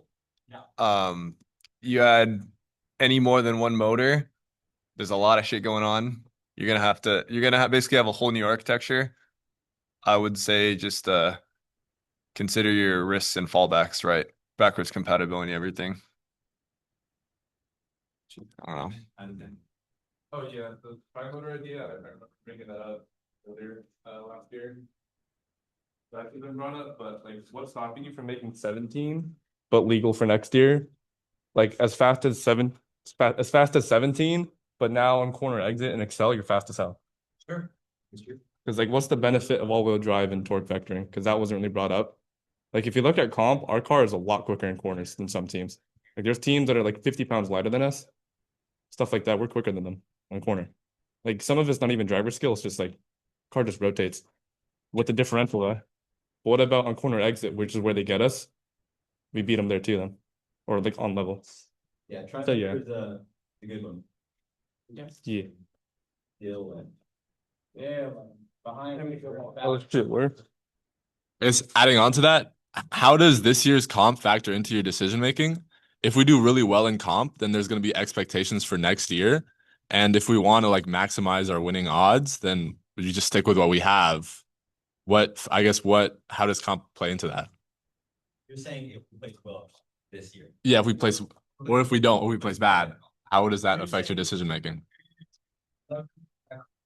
This year, we're gonna decide what we do next year. If we do poorly this year, you're saying we should just improve next year? I'm just saying, like, what do you guys think of that? Like, there's two sides to that. If you do poorly this year, do you say, okay, well, let's just do poorly again next year? Do you say, no, we're gonna come back to the legends? We want to like, or if you place really well, did you go, like, if we get first, you go, oh, hey, we just got first, yippee, MRX car got first place, let's go build an income car. Or do you say, MRX just got first place, let's get first place again next year, let's build another MRX car, right? Yes. I mean, your question is what specifically we think? I mean, you wanna go or- first and I can go and then start to go or? Like, I go. I was just gonna say, I guess it depends on what we like lose by, like what events are we losing by and how are we losing those events, right? So if acceleration is our big caveat, then that obviously means that we would want to switch to something with more motors to get more traction. If we're losing with like business presentation costs, then obviously switching it is not going to help with that. So I would say it depends on what we're losing by. I did a bunch of analysis back at the start of the year. Yeah, I mean, I kind of highlight. Yeah. If you're holding out. I will go off of memory. I also wish you had told me because it's kind of incomplete, but I'll speak to my understandings. 13.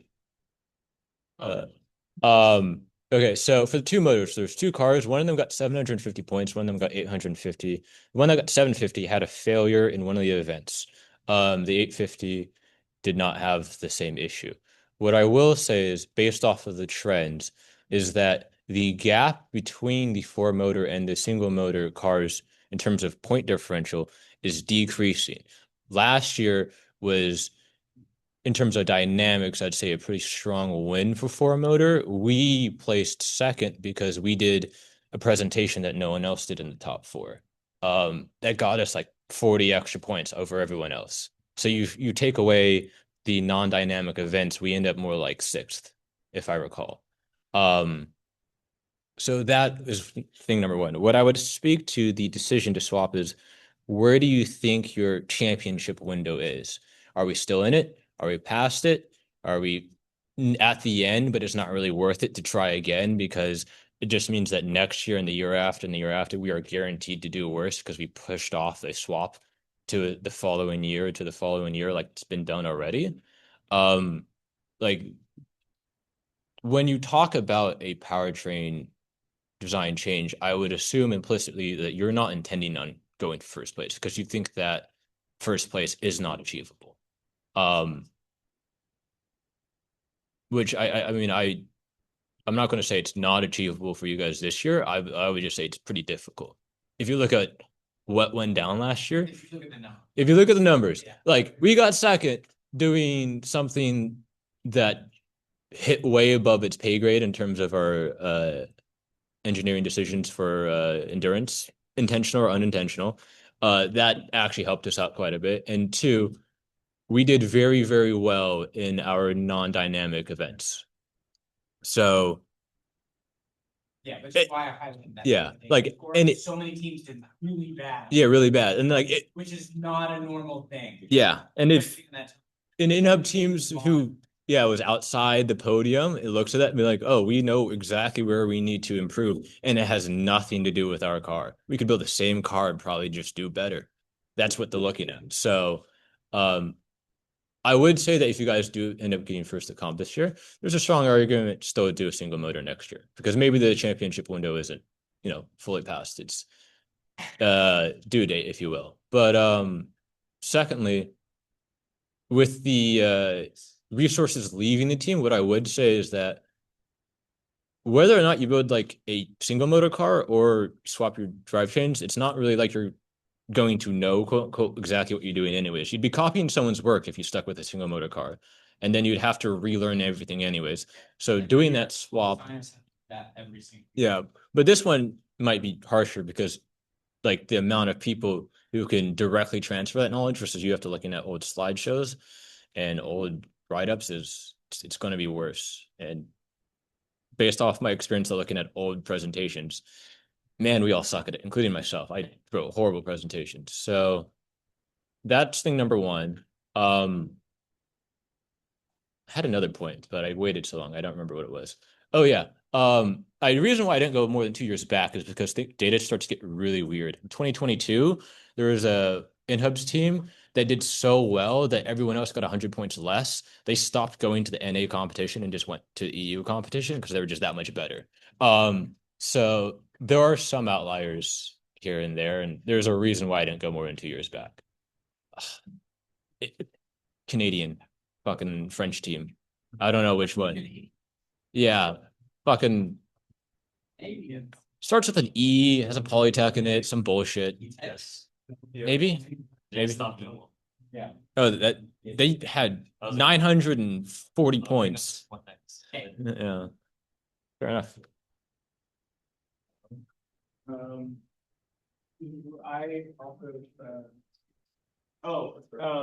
My one thing on this slide is you talk about like torque vectoring and stepping stone, power leg, blah blah blah blah blah. Some consideration of like weight and efficiency, system efficiencies here would also be because quad motor is very likely the heaviest option if it's the same chassis and you just put 4 motors on it, Funny, it can be heavier. though, the lightest car from last year in the top 10 or even 5 is a quad motor car. Yeah, but they were no, I'm just saying. Yeah, no, I looking don't at the limits. Yeah, but I can also guarantee you they were monocoque. They are monocoque. Yeah, so there's like 40 pounds. So there's 30 pounds in a different battery design too, buddy.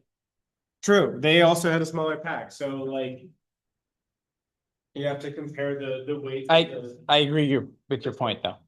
For sure. I don't have anything until 7. You have some on this slide that you want to talk about or? Sure. Give me the points analysis, bro. Yes. I mean, I was just mainly asking, like, what is the conclusion to this slide, right? We're seeing that there are less teams in the top 10 that are 2 motors, but then we're also saying that like 20% decrease in presentation scores. So what is the overall conclusion that you're getting from the points analysis? What is your thesis? I think you walked in after I did it. in this slide. The 4 motor teams year over year showed an improvement in their scoring that was at a greater velocity than the single motor teams. Now that has something to do with the reporting system itself, which is a relative scoring system always. Secondly, what I would say is that the teams that started building four motor cars earlier are reaping the benefits now of like we have finally figured out the issues and we're beginning to see the actual performance advantages over a single motor system. There was quite a few teams that were, if you look at our skip pad score that didn't get a penalty, or that without the penalty hitting the cone that time, like there was significantly more four motor teams achieving that level of performance versus like a year or two prior in which like they were not anywhere close, except for like one team or two teams. Like the majority of the population is not actually that good, and now they are.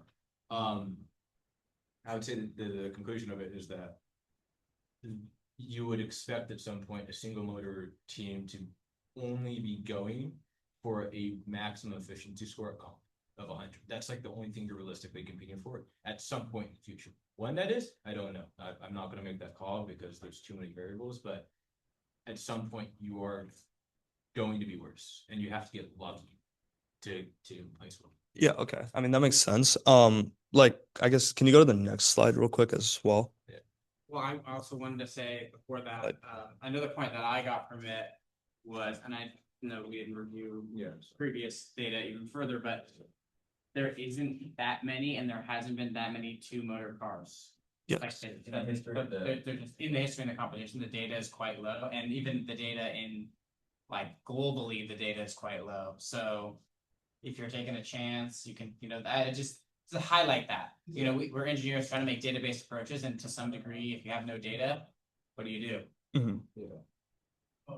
So I guess what I'm asking too is also like making that switch, right? We're saying that like we're guaranteed to not place at comp, or we're not gonna do well at comp. We might not have a running car. Is there like we see? I guess can you go back one slide?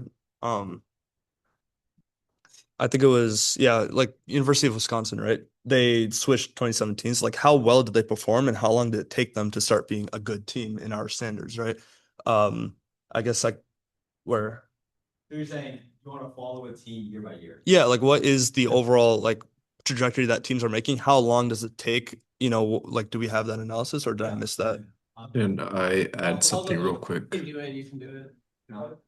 For the Wisconsin, at least competition before, let's say like 2021 for EV teams was incredibly small. We're talking about like less than 20 teams.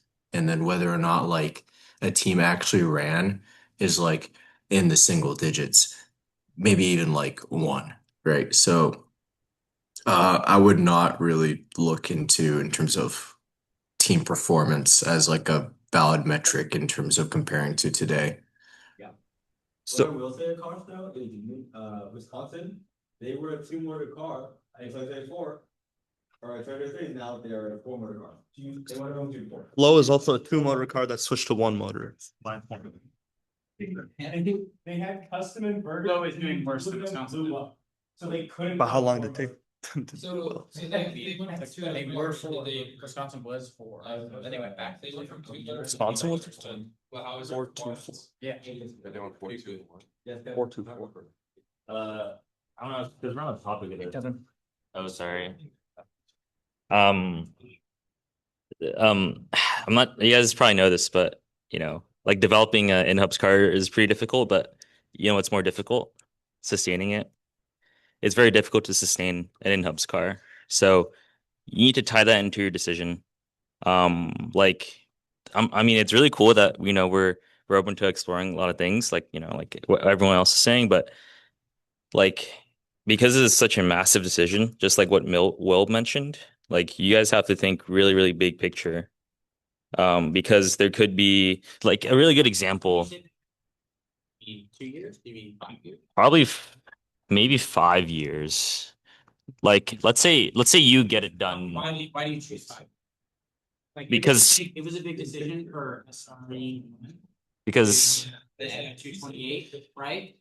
I By that knowledge, we've had the same event, so maybe let's say 10 years, because we basically. I would like to say 5 years because that's like basically a new batch of people. That's when you get the most new batch. Like in 5 years, every 5 years you don't have the same person on the team for more than 5 years, right? Like most of the time. most of the times, right? So knowledge transfer becomes really difficult. So you might do well for like 2 years, but the moment all of you guys graduate, the team falls apart. And like, my my boss, my future boss, was at M Racing when they made the switch to in hubs and monocoque, and he would also mention that it was one of the biggest regrets he's ever made because like it's unsustainable, right? And really good examples is ETS. They won comp, and now they like fell off. GFR, right? And UMesh, same thing. And then pointing back to Cal Poly, they did all that research and all that analysis for dual motors, right? And that was the time during Esther's period. And there's a reason why they pivoted back to single motor. So I think like if you guys were to actually like do this, definitely like do a SWOT analysis because then you'll understand why we didn't do it. Yeah, like exactly. Resources, Design change, so it's more money, it's more components. resources, but Worried about money is probably the thing you worry about. I think resources like You can't have down. the thing with that is we're always gonna be limited though. They knew a good team. So if we start. How much of our resources is us being like performing well?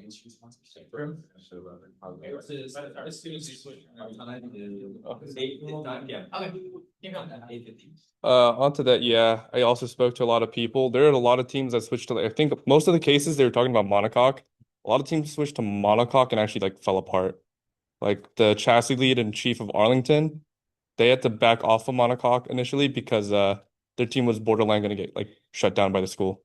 Like they were falling apart. There's a lot of just fighting. So just make sure everyone's on board with that.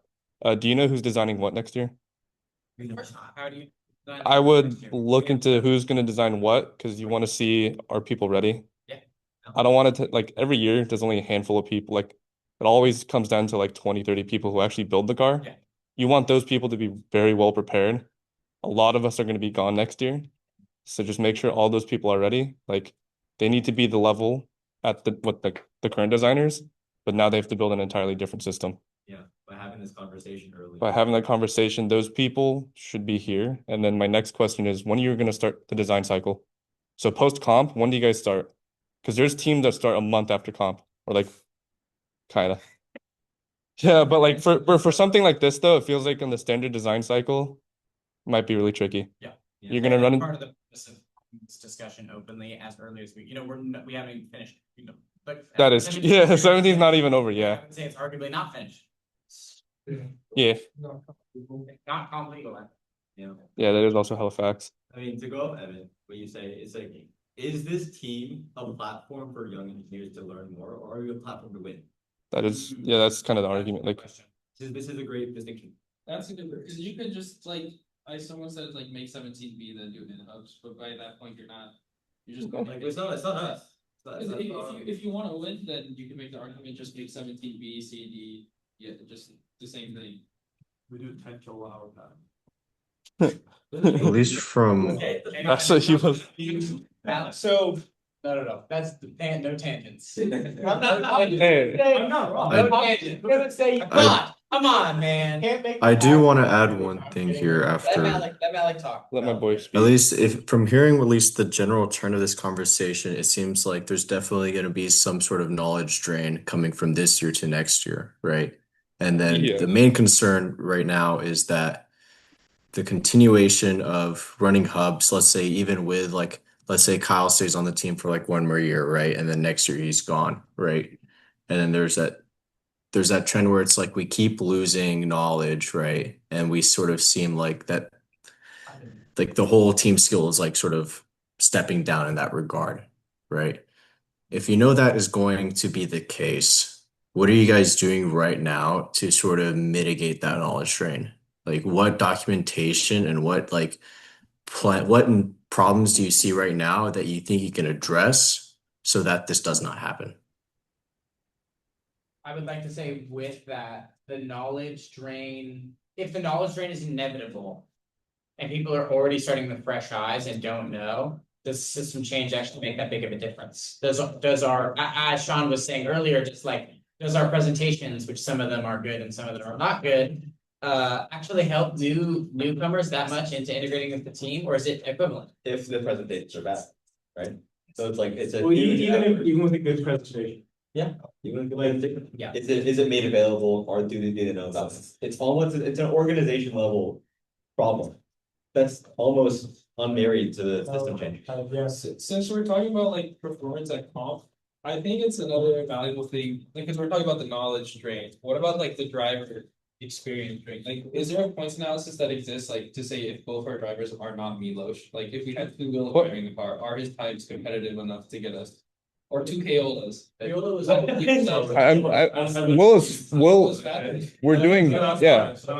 It's But like, okay. what were means to- Don't, okay, that is a very, that I wouldn't say that. If that's not blocking I would not tell the judge our driver is fast. That is a really, really bad argument. What if you don't have a good driver and you can't do well at comp? You just commit to making a really cool car that trains young engineers. Or does that mean you need a driver? Just go driverless. More to what Jared just about winning versus training young engineers. I can almost guarantee you that the goal of this team should be to get a job. And so in order to do that, Dude, I wish. you know, You do that by winning or? no, you don't do that by winning, because winning doesn't matter about getting a job. Because winning could mean that you copy someone else's design. You know, you run 17B, you run 17C, you run 14F, whatever the fuck you want to call it. And yeah, you can make a fast car that will win, but that doesn't necessarily mean that, one, you know what sort of engineering goes into it. Two, it's not really, it doesn't really impact much in terms of getting a job in terms as good engineering and showcasing and proving them. So like, let's just say we do swap 10 times. And we say, okay, well, we'll never be able to get first place, but hey, maybe we can get a really good design.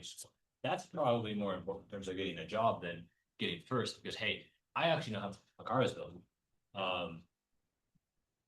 That's really all I would say to that.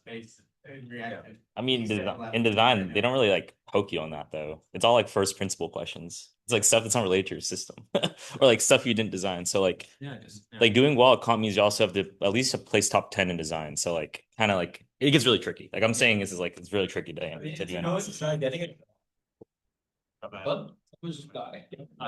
about it. Getting a job goes hand in hand with team reputation.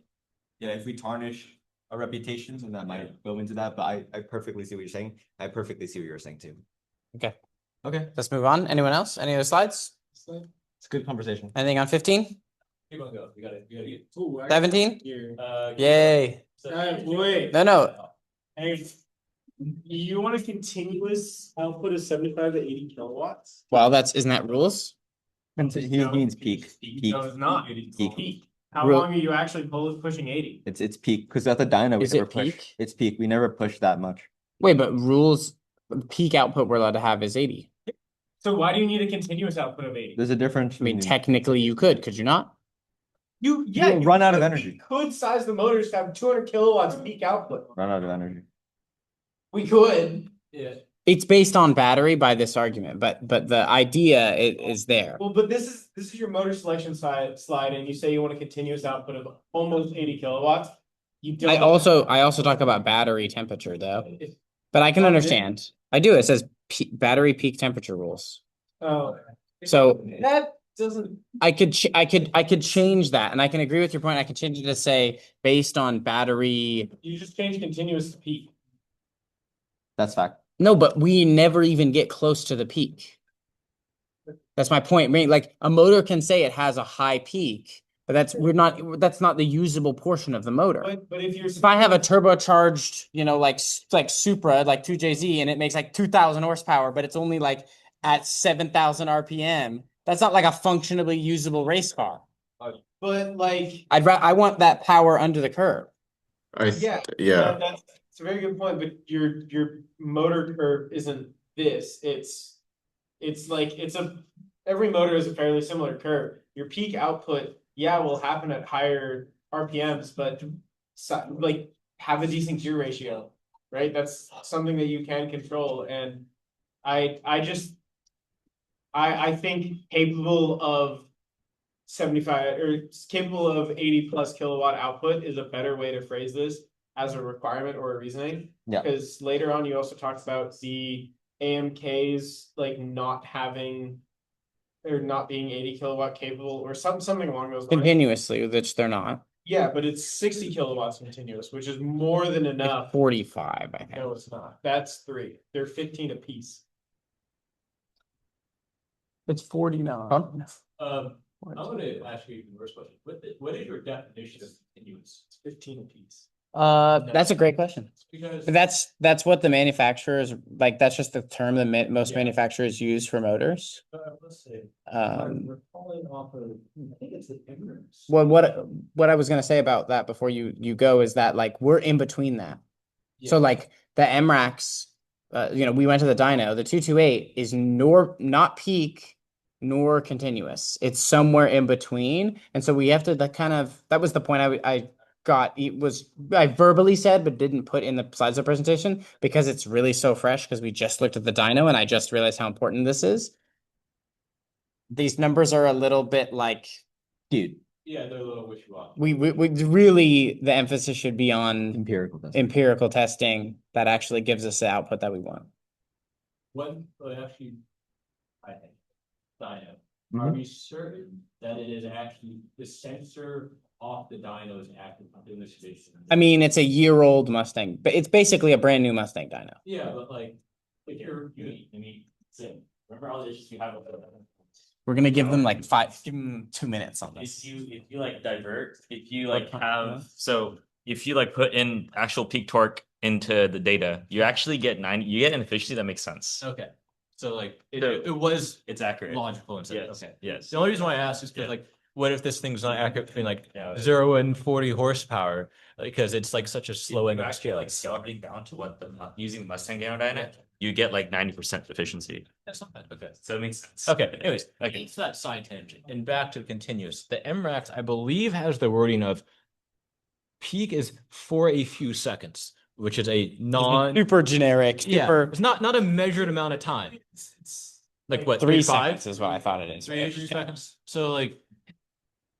Never an 80 for that long. Yeah. So, and then if you look at your actual data from Excel and not even Excel and autocross, because in fairness, doesn't matter for this capacity. What is the points impact and implication of mandating? Okay, we have to do this continuous 80 kilowatts for, maybe a second or two more. Like, what is that actual impact on our performance and our timing? Because if the trade-off is like significantly more weight, significantly more cooling, significantly more points of failure, is it really worth that quarter-second lap time that we only ever really get at our comparison slide? Like, yeah. So my immediate discussion behind that is I talk about power to weight ratio in it. So that kind of go up to the comparison slide. So that would innately like remove a motor. So like, right, the idea here is like ideal motor. So like, and I would agree, an ideal motor. No, that's not what I wanted, but I just wanted the slide. Okay. Bro hit screen to GIF. Hit screen to GIF. Like ideally, right, you'd have one that was continuous 80 kilowatts and then also had the lowest rotational inertia and also had the highest power to weight ratio. But as you and I fundamentally understand, those things do kind of compete with each other because typically a motor that's going to have more continuous is going to be heavier than one that isn't. Yeah. And so like, I didn't necessarily, and it's an important thing that could happen for a future presentation. Not necessarily a points weighted value. Exactly. Okay. They should be weighted. And that's something that I hope the next person that is going to do the design or analysis on this will focus on. I would be interested to see if they could get that done because it seems like it's hard. It's a hard thing to weight, but you could start making a basis for it. I'm gonna go on to this. We need to get through this. So yeah. We're halfway. We're halfway there. You gotta get a Chick-fil-A? Okay. Oh, a Chipotle. Okay. Next up, we were here. No, we were at 17. I lost. I had Brief question on extreme. I'm trying Yeah, to and that doesn't be. depend on the part that you build. It depends on your understanding of what you build. It doesn't actually matter. It's just, you notice the discrepancy between our data and We did, yeah. other stuff. Which we're still working through. Coming from, which you. Guys, please. Atris, please. At some point. Javier. At some point, you should investigate the discrepancy between the dyno and our data and try to figure out where that's coming from and why. Yeah, huge action item That- for sure. I'm just gonna say that and then we can move on. Let's move on. Anybody? Malik, do you have anything or anyone else?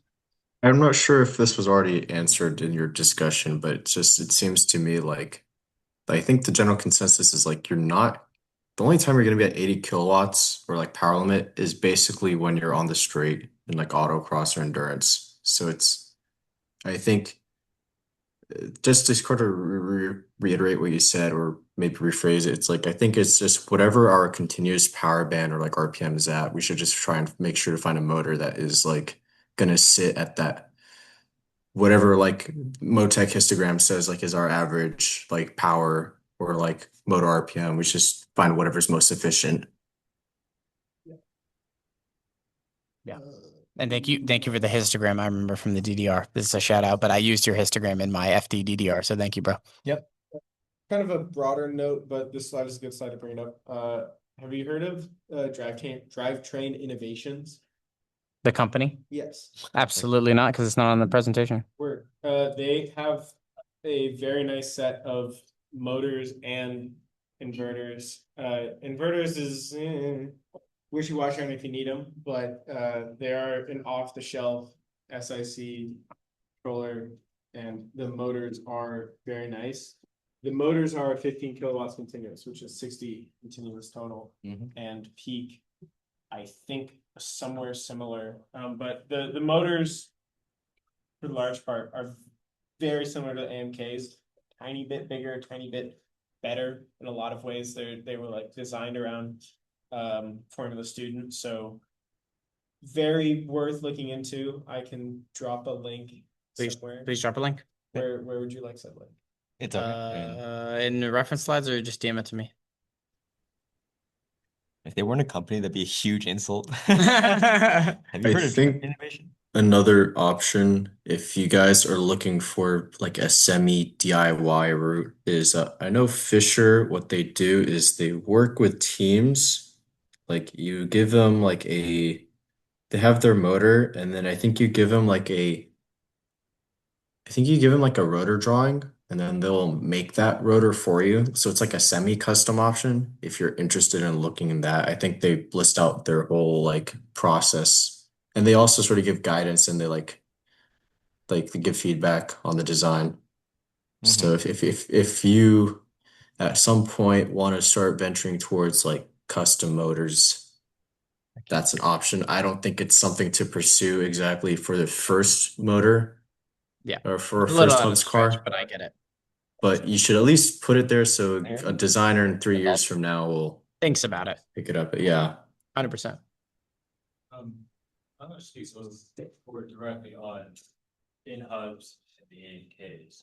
And my understanding of it is that the two-stage reduction planetary gearbox is fucking awful for packaging on the outboard because it's just too thick. It's you just won't build a good car. So you do need a single stage reduction planetary gearbox, which has not been designed. That when Gabby tried to do it, her FEA kept on blowing up, but that you can buy off the shelf for 20,000 euros.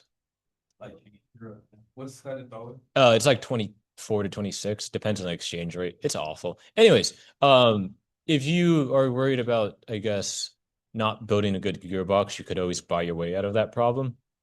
Just saying. But that would be like a big implication for any sort of outboard stuff is like, I don't think the team is there yet to be able to build the gearbox that you need. So therefore you need to go buy it if you do anything outboard, just as a note. On to the next. Any other slides anyone has?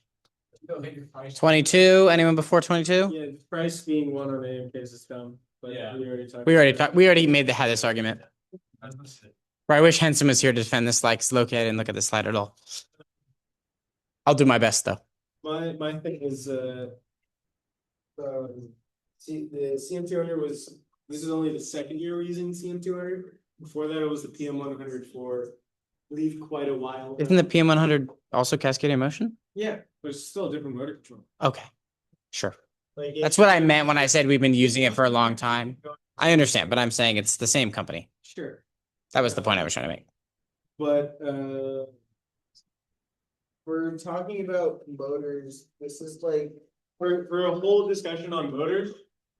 This is kind of the only time we really bring up inverters, which I get you guys aren't inverter focused, but It's typically not a final drive thing.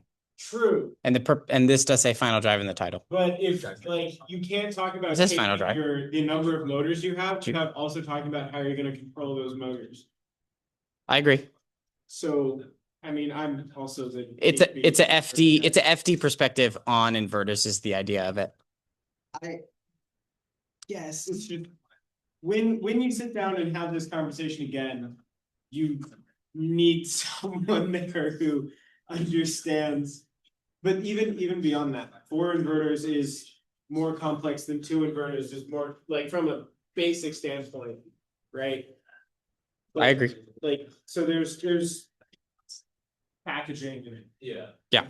routing and Again, if I'm gonna say college inverters, if they do work, again, I think a good amount of your presentation was very dependent on both what R&D is able to get done this year and what you guys are able to accomplish. It's kind of what we realized and why we changed the purpose of the PP kind of midway through. That's further out, Rich.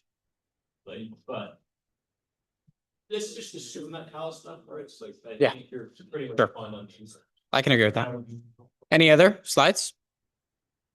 Kevin? nothing till 29. Kevin, do you have anything till 29?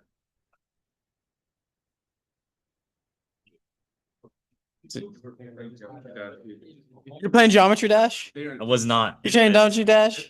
This So, guy. I mean, with this setup, like what Kenny mentioned earlier, like everything becomes infinitely stiff. So like what's worrisome and like the way you have the bevel gears oriented is you have a shitload of axial forces too, right? And bevel gears don't really like that, low key. Right. So you would have to do some crazy analysis if you like do this. So my again, like another suggestion is, let's say like you did all your risk mitigation analysis and like whatever, you decide to pivot away from single motor, is that now you start actually doing like, I would recommend maybe doing some like maybe some moto analysis, like really simple moto analysis, and then like obviously like stress analysis before you make your final decision. Yeah. Right. That's a CDR level thing for sure. PDR. I think PDR. CDR, I think, is when the decisions get cut off, but sure. Size. Oh, you want. This is PDR. Like, We'll see. like the, I mean, you're expressive the changes you're proposing. I- The higher level your PDR has to be, the higher level your CDR has to be. Yeah. So to convey the idea. I agree with this. Okay. Uh, 29. Blue. You talk about efficiency here. Is that just mechanical drivetrain efficiency? Correct. Yes. Okay. There's a lot more efficiency gains and losses all over the place with these systems.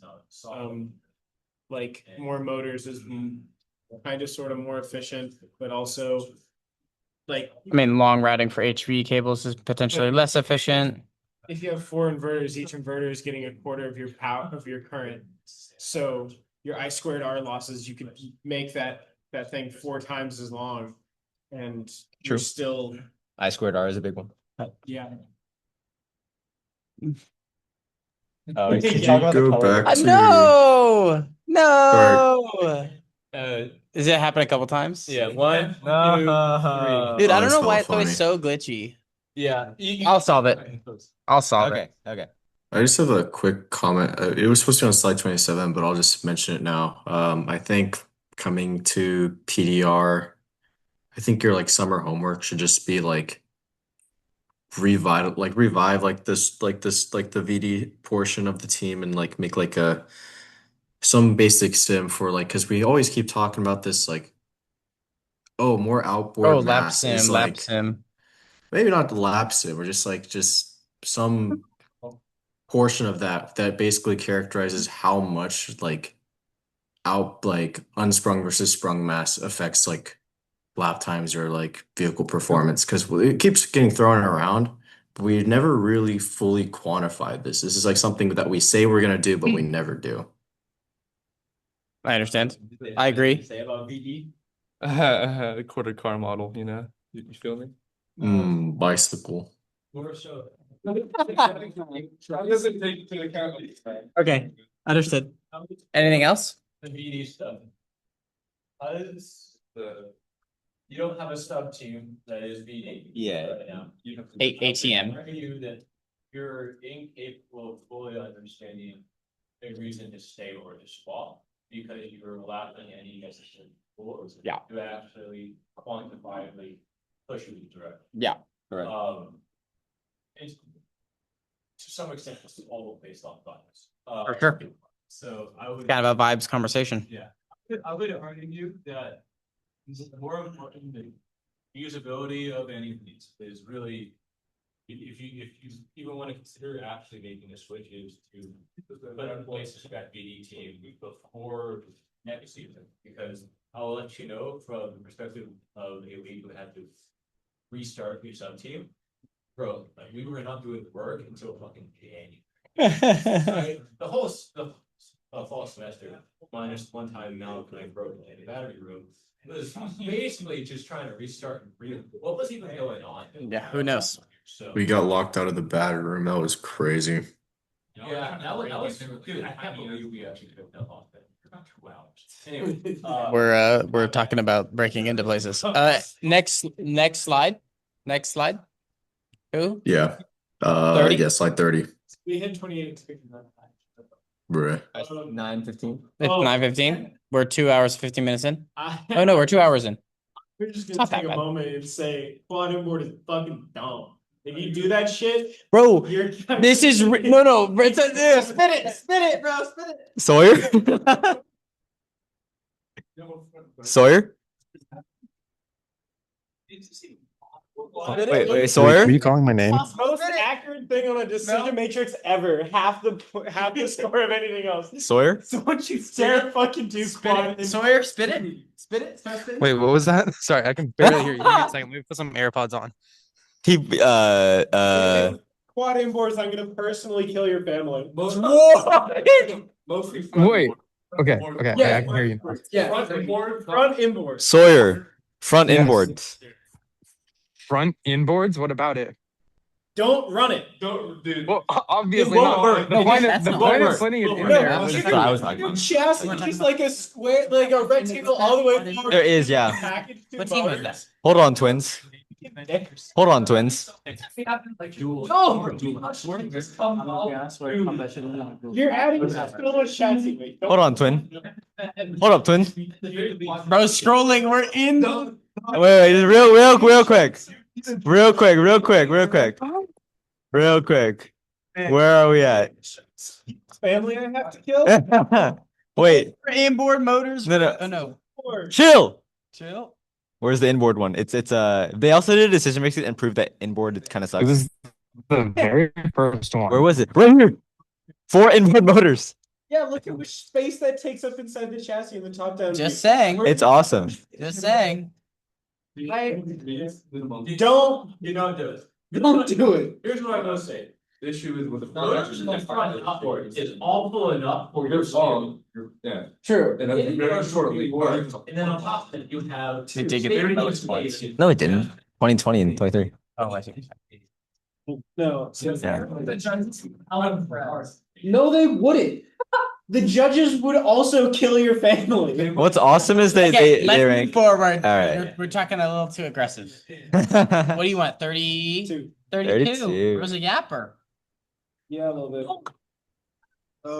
Sawyer, if you're ready to respond to these, you can. If you're not, I will respond to them. It's just on you guys talk about like harnessing requirements.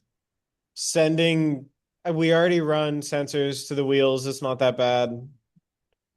It's really not. And then for like your shielding and routing of HV wires from your rear to the car to the front of the car, just put a tube somewhere Like aluminum is FR25 or whatever the requirement is for non-flammability. Just put a tube down the center of the car and Also- route your wires that way. Also for front outboard, or if you want to do inboard for whatever godforsaken reason, right?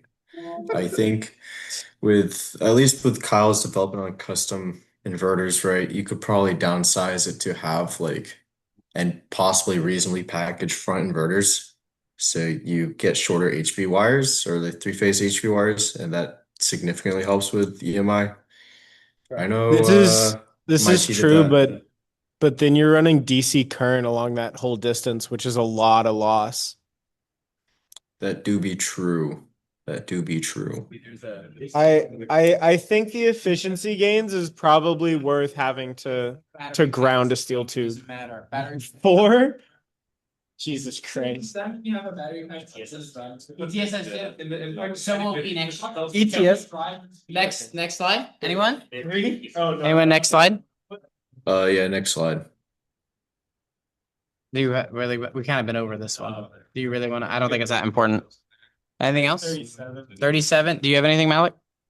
I think cooling wise, I think it really varies depending on what you're switching to. So I would agree with increase it in like head loss and like pump selection, but heat rejection, I think it's especially with hub motors, it's the max temp that you can go with AMKs is like 40 C less than what you can do with MRACs. So you have to considerably like make your radiators larger and make sure that it never hits 60 C.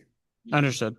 Yeah. So that's something to keep in mind with MRACs 188s, maybe not as big of an issue, but just keep in mind your cooling requirements do change. Yep. Yeah. Next. I don't have anything to like 37 still. Oh wait, it's more than twice the HV any change that This idea was when all of these slides are when we were gonna try to convince everyone to DGI and we gave up. I will be honest. Thank God.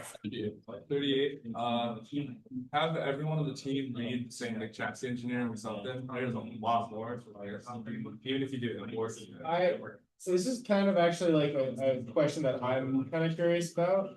there? Like other people also answer. not even mentioned. True. Do you need How does steering change? Have your mask.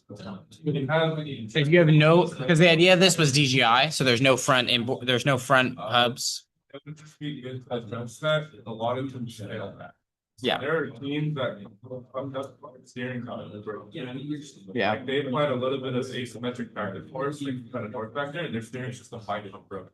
I get you. They're outbidding a lot.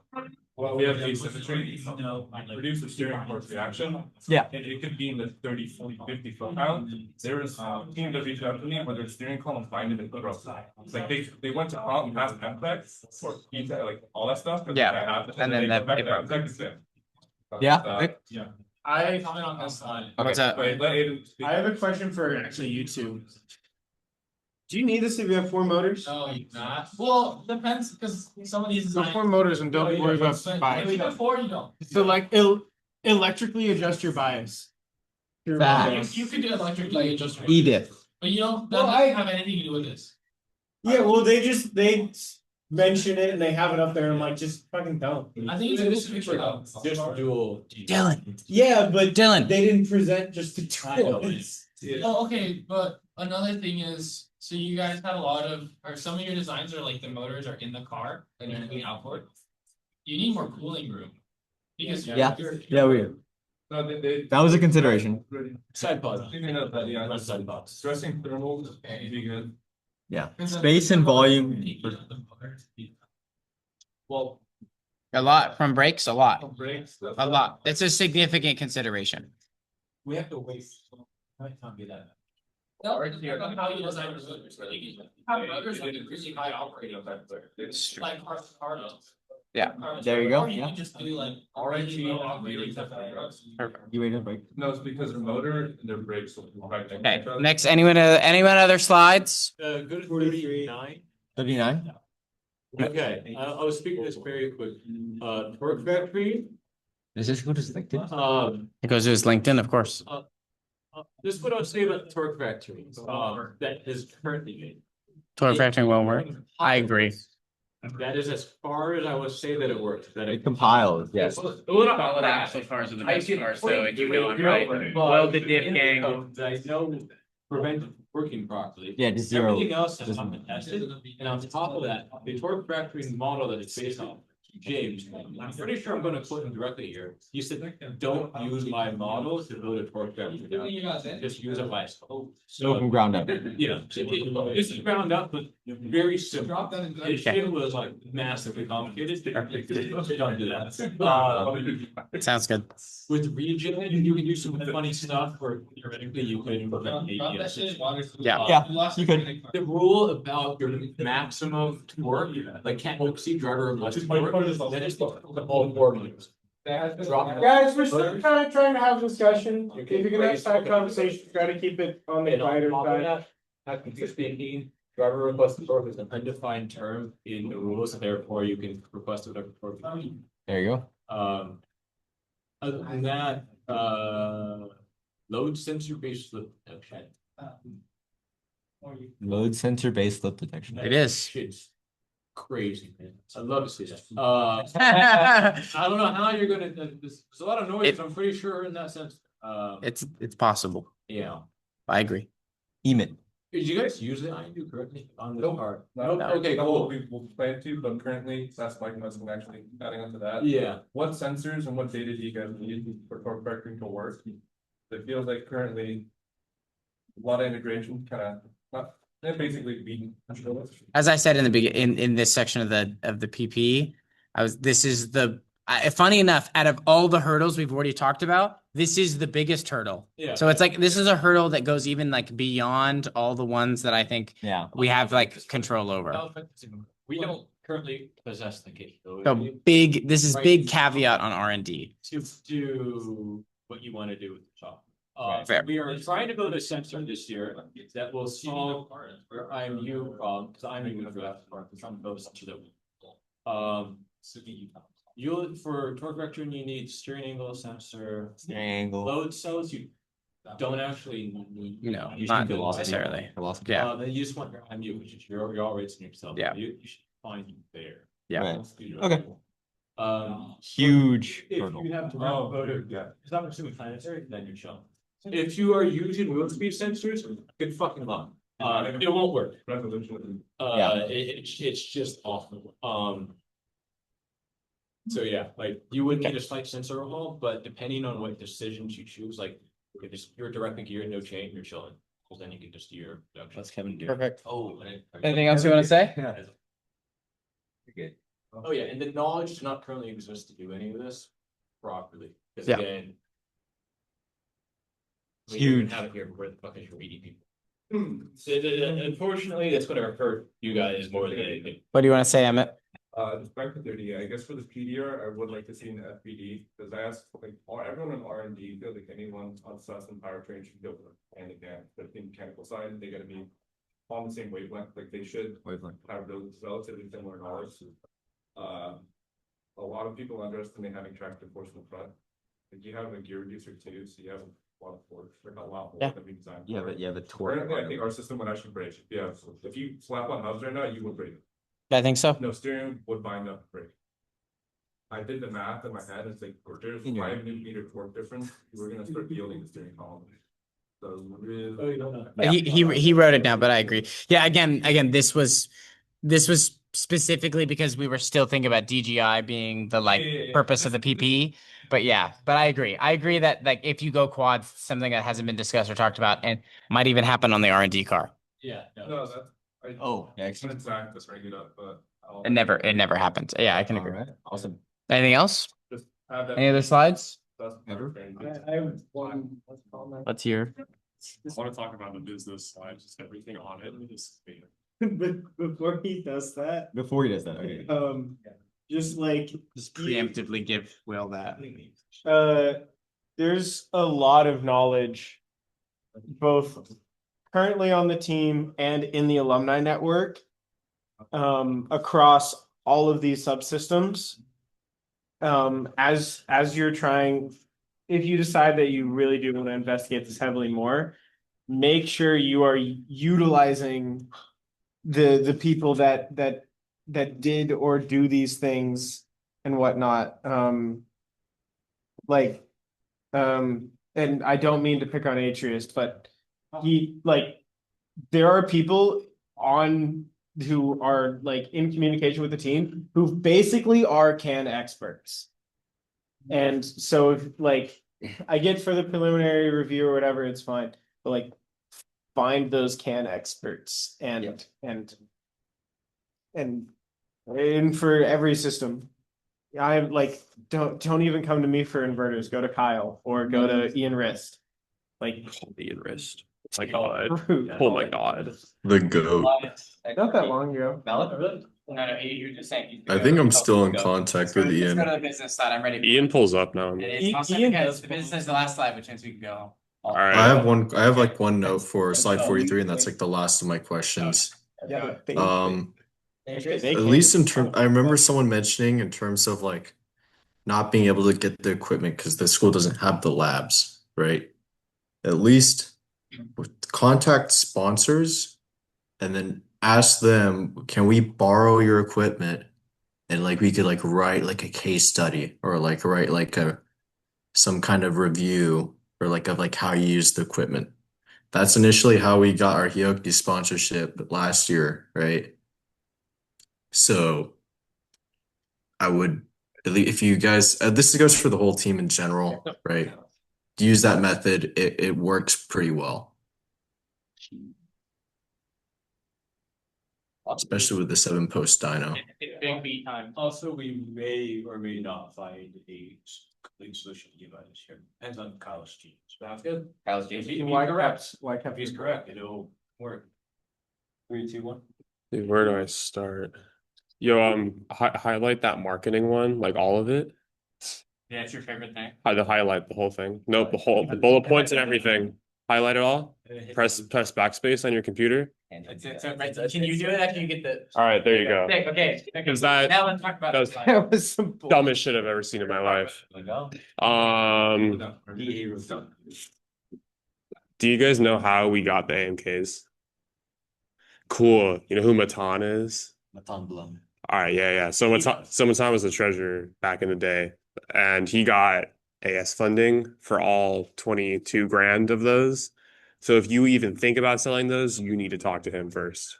Just so you know, it is the school's property. So you need to look at this slide specifically as an admin. Yeah, that's a problem. Putting a Drexler to South Korea, that in itself is stupid. We already did that though. That's still stupid. We already did that.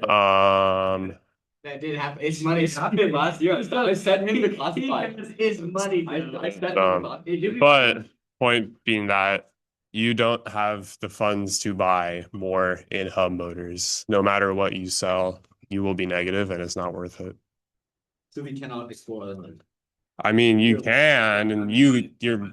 Please prove me wrong. You're welcome to try, but I don't believe. In my opinion, you cannot. It's good. You're gonna run out of money. I think I agree. Yeah. We are limiting ourselves. I mean, there's also you engineers could run 2 AMKs in the front, 2 DTIs, the slightly bigger motors in the rear. Yeah, and I also think selling 2 of them is stupid. I'm a big advocate for do all 4 of them. Yeah. So I'm a little biased. For selling all 4 of them. No, use all 4 of them. Yeah, I mean, you have them. They're free. Do you have them? Also, so fucking use them. How many other teams run AMKs and aren't having trouble? If anything, I know they suck, but use them to figure it out. Then buy new stuff. Sawyer. Sawyer is opinionated about AMKs. You stole my graphs. Oh, hella stole your. Stole my graphs. But they're pretty though, and they're like this. I think Ali made According to the College of. Those might be Ali's. or the Department of whatever. All right. Is that all? Yeah, that's Oh, all wait, I no, got. it says SR17 TDR. Why doesn't it say SR17 business TDR? Okay. Y'all should just make The custom finance and motors. logistics CDR. Picture. All right. All right. I'm into it. All right, one more. I do have one. Oh. My thing is like I want it to be the very last thing that. Just say it. My Damn favorite it. thing is also I would nail down the designers because if it happens like 17 where you start off like sus with like 10 to 12 people and it comes down to like 3 4. Y'all never have 10, 12 people. Y'all did not have 10 to 12 people. Y'all had 65. They did. 60. No, we No. did. We did. They did. That's If crazy. it happened like Like that low, again, where like one of level the 1 stuff people though, like flat, L1. It's not gonna Like become chastely, like I had to pick it up because I just wasn't available. Yeah. And stuff, and I waited and stuff. You were forced action. I was actually. We did just kind I of wanted pull to them kinda into the get lead my meeting will. and say. Like I would try to get these people up the knowledge. Like Yeah. a lot of that knowledge transfer is pretty hard. Like even just understanding the rules is pretty hard, and like kind of can anticipate next year's rules already. We can ask for them actually kind of right now, but yeah, I would try to nail down who's going to design what even before comp. I don't want people waiting until August to say, I wanted to do this now. It's like, dude, you have to like actually do your own research and read. Like, they're saying it's a conversation we had at comp. No, it's I it's would a. say no. Even if we don't even do comp, I would say whoever's designing anything Can't have next it year, until you know they need to start getting ready now. Like And- we don't or- want to have to baby them before the process. With 1, 2, 3, 4, 5. We We have 5 leads in here. Yeah. Yeah, with this is, I'm saying this partially to us as well. We should make it more and more known to existing interns and designers, like whatever you want to design next year, start learning it now. Yeah, a lot of it doesn't, a lot of it comes from individual research, like you should understand how the previous subsystem works. But then, like, especially me, I was always questioning how do I make another system better? Yeah. Like try to And get, that should be a general message, just That's go like- on that's channel a in team general. organization. Yeah, I agree, Malik. That's why I well, fed hopefully that to the leads who are currently Oh, yeah. leads. Okay. Miss you, Because Malik. we do miss you, Malik. My final thing, anyone who has been a designer ever on any car, do me a favor and shut the fuck up for this. For those of you who are currently interns, real quick, just raise your hand. Thank you for being here. Thank you for coming. I would love to hear some of your guys' thoughts at the end of sitting through this. Oh God, we're at like 3 hours 2.5 now. hours. 2.5? 2.5. 2.5 hour presentation. 2 hours and 50 minutes. Whatever the hell it is, you just sat here for that long, and I think this whole thing is a waste if the only people who talk this whole time are a bunch of people who are leaving the team. So I would like whatever thoughts you have. I think it would be good for, I mean, I am curious, but also for the people who plan on running this kind of change. Very good for them to hear as well. So, is there anyone who would like to go first? As I'll go. So I understand the want to change. Like, we've been running this car for about 10 years, and we've seen the competition change their systems to in-hubs, which seem to be better in the long run for performance. Now, we have done well. We did well last year, and we have been doing well in the past. I think that's fair to say. A big portion of that may be we're kind of at a point where a lot of teams are, changing up their system while we're perfecting ours. And I think it's important to think about how much better we can get with our current car. Are there still gains to be made, or have we maxed out the system?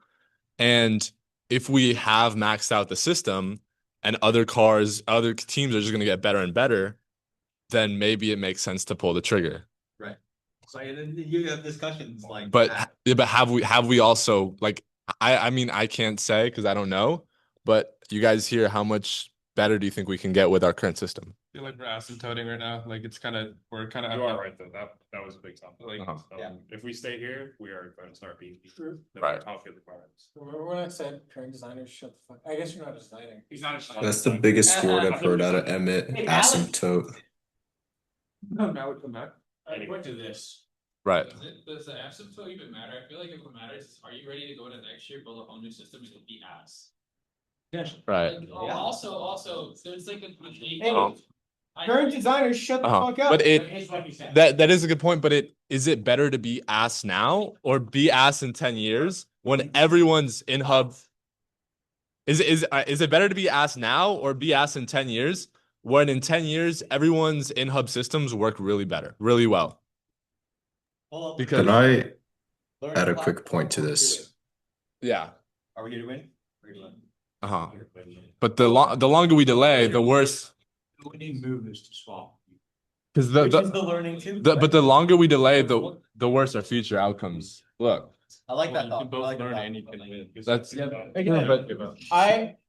is the point of me asking these questions and them all sharing. You can pass the mic. Is just for the people on the team who are going to be making these decisions. Which, sorry, but it's not going to be the first year designers. It's going to be the second year designers / leads who are making this decision.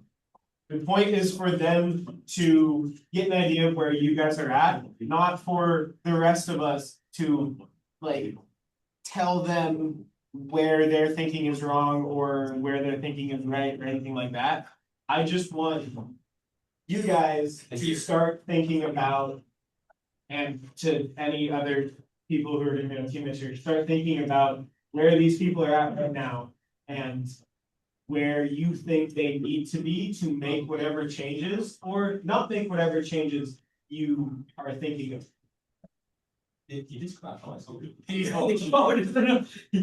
I would like to make some like just quick remarks for at least the newer members, right?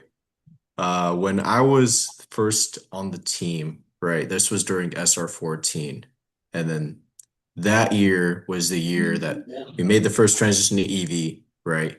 And barely made it out of E-Tech, but we couldn't get past rain test because time ran out, right? I think that was really devastating, right?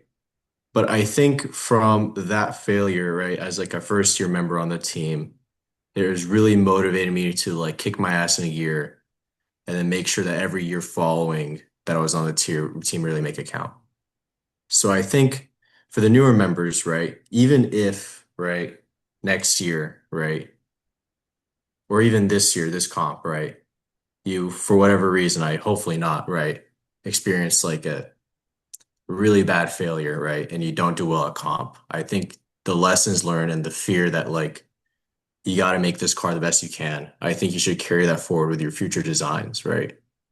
So if this hub motors car is a big risk, right, I would like you to not embrace it with the fear of failure, but if take it as like this next year is going to be a lesson in terms of what I don't know, and then how can I put those lessons into the following year, right? So I would say like, yeah, it's really like this is a big risk, but I think even if this risk doesn't pay out, I think there's such a massive learning opportunity for it all to evolve the team into like a newer playing field. I love that sentiment. Right. Do you guys hear that? You guys hear that? Now, whoever has like your thoughts on drivetrain options for next year. Yeah. Personally, I believe just that competition is like it matters, but what matters to me like more is just being able to like learn and being able to use engineering, and be able to gain skills from that. So I whether that is changing like the drive system to do that or another option, that I don't know because I've been here for that long of time. But I want to be able to challenge myself basically to learn more.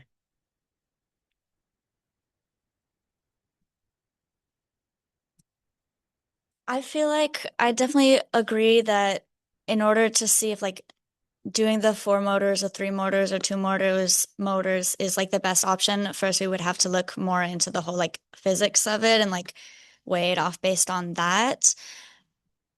But I do think definitely it's interesting to be making such a big change, and I feel like a lot of us are on board with trying that out. But I do think that there's a lot of organizational flaws. I think if we tried doing the whole like separate R&D like fake or like SR17B thing, I feel like that could be a pretty bad like pitfall, because I don't think that that would be good in either efforts, because we would end up like cramming the B car and then not really advancing with the other car. So I think either we would have to go like go big or go home with like just having like an ass car, but like putting all of our effort into that car, and then the following year we do well, hopefully. But I think it's either we commit to like doing the four motors or whatever our like end goal is. Like I don't really see how doing too many, like there aren't that many like baby steps we can take into this.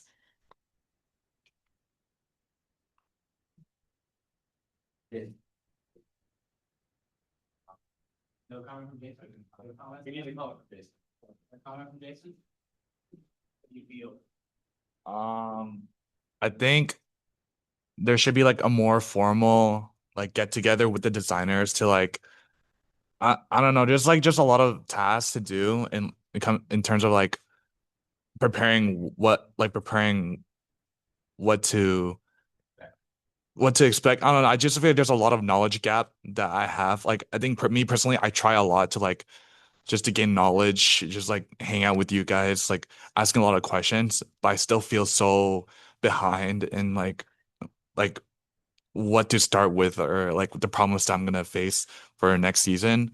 So I think we should have just like a more formal get together and like just discussing like what should we study on, like touch up on more over the summer or something like that. Maybe help you with those answers. I would invite talking to the interns designing stuff in R&D, because they could probably tell you a good amount of problems that they're currently facing with the old systems they're trying to use, like steering. Anyways, I'll let you keep that. But yeah. I think that's the only thing I have. Other than that, I'll just cook. It's just yeah. Really? Yeah. Jason, you asked a really good question. You're right. I agree with Jason. The biggest thing for me has just been like learning the first principles, I guess. Like I keep hearing first principles, but I don't know what they are. Right. So it's like, and especially a big thing with I'm on R&D and with trying to like improve a system. But again, I don't know like where to start. So I just start randomly. Um, but either it's the right starting point or it's not exactly what I should be focusing a lot on, right? If we are gonna make a big push for this over the next year, I think we should really take the summer to try to install those ideas of like the base ideas, like first principles into everyone, so that we can actually start to develop more out. Yeah.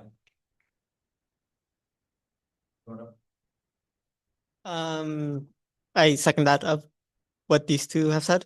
Also, like I feel it's very important for like it's gonna be very important in future years of how much interns are going to want to learn things, how they ask questions, how they uh just like how interested they are into the team, and that's something that like is gonna be very hard to like actually accomplish. Like it's like a very like individual aspect of people, but I also feel like it can definitely be like built on. Yeah. Would you say you think that's going up or down? Sounds like I you think it's down. Sounds like you think newer interns are less motivated and less interested. I have been here for like 3 weeks, so I cannot say. But okay, so And it doesn't even, don't even think about within SR. Think about your friends or people you know outside of SR. Like, do they seem intensely motivated to do things like this? hmm. Uh, You don't have to have an okay. answer. You can come back. Yeah. Now I'll answer right now. It's just personally, okay. So personally, I feel it's like a bit harder, I guess, to be able to like ask questions, and to be able to like know what questions to ask. Uh, whether that's going up or down within this team culture, I don't really see a lot of examples of like team members or interns being able to ask those questions. And I don't know if that's just because I've been here for 3 weeks or uh if I've joined like pretty late into the year. Yeah, but that's just what I've observed.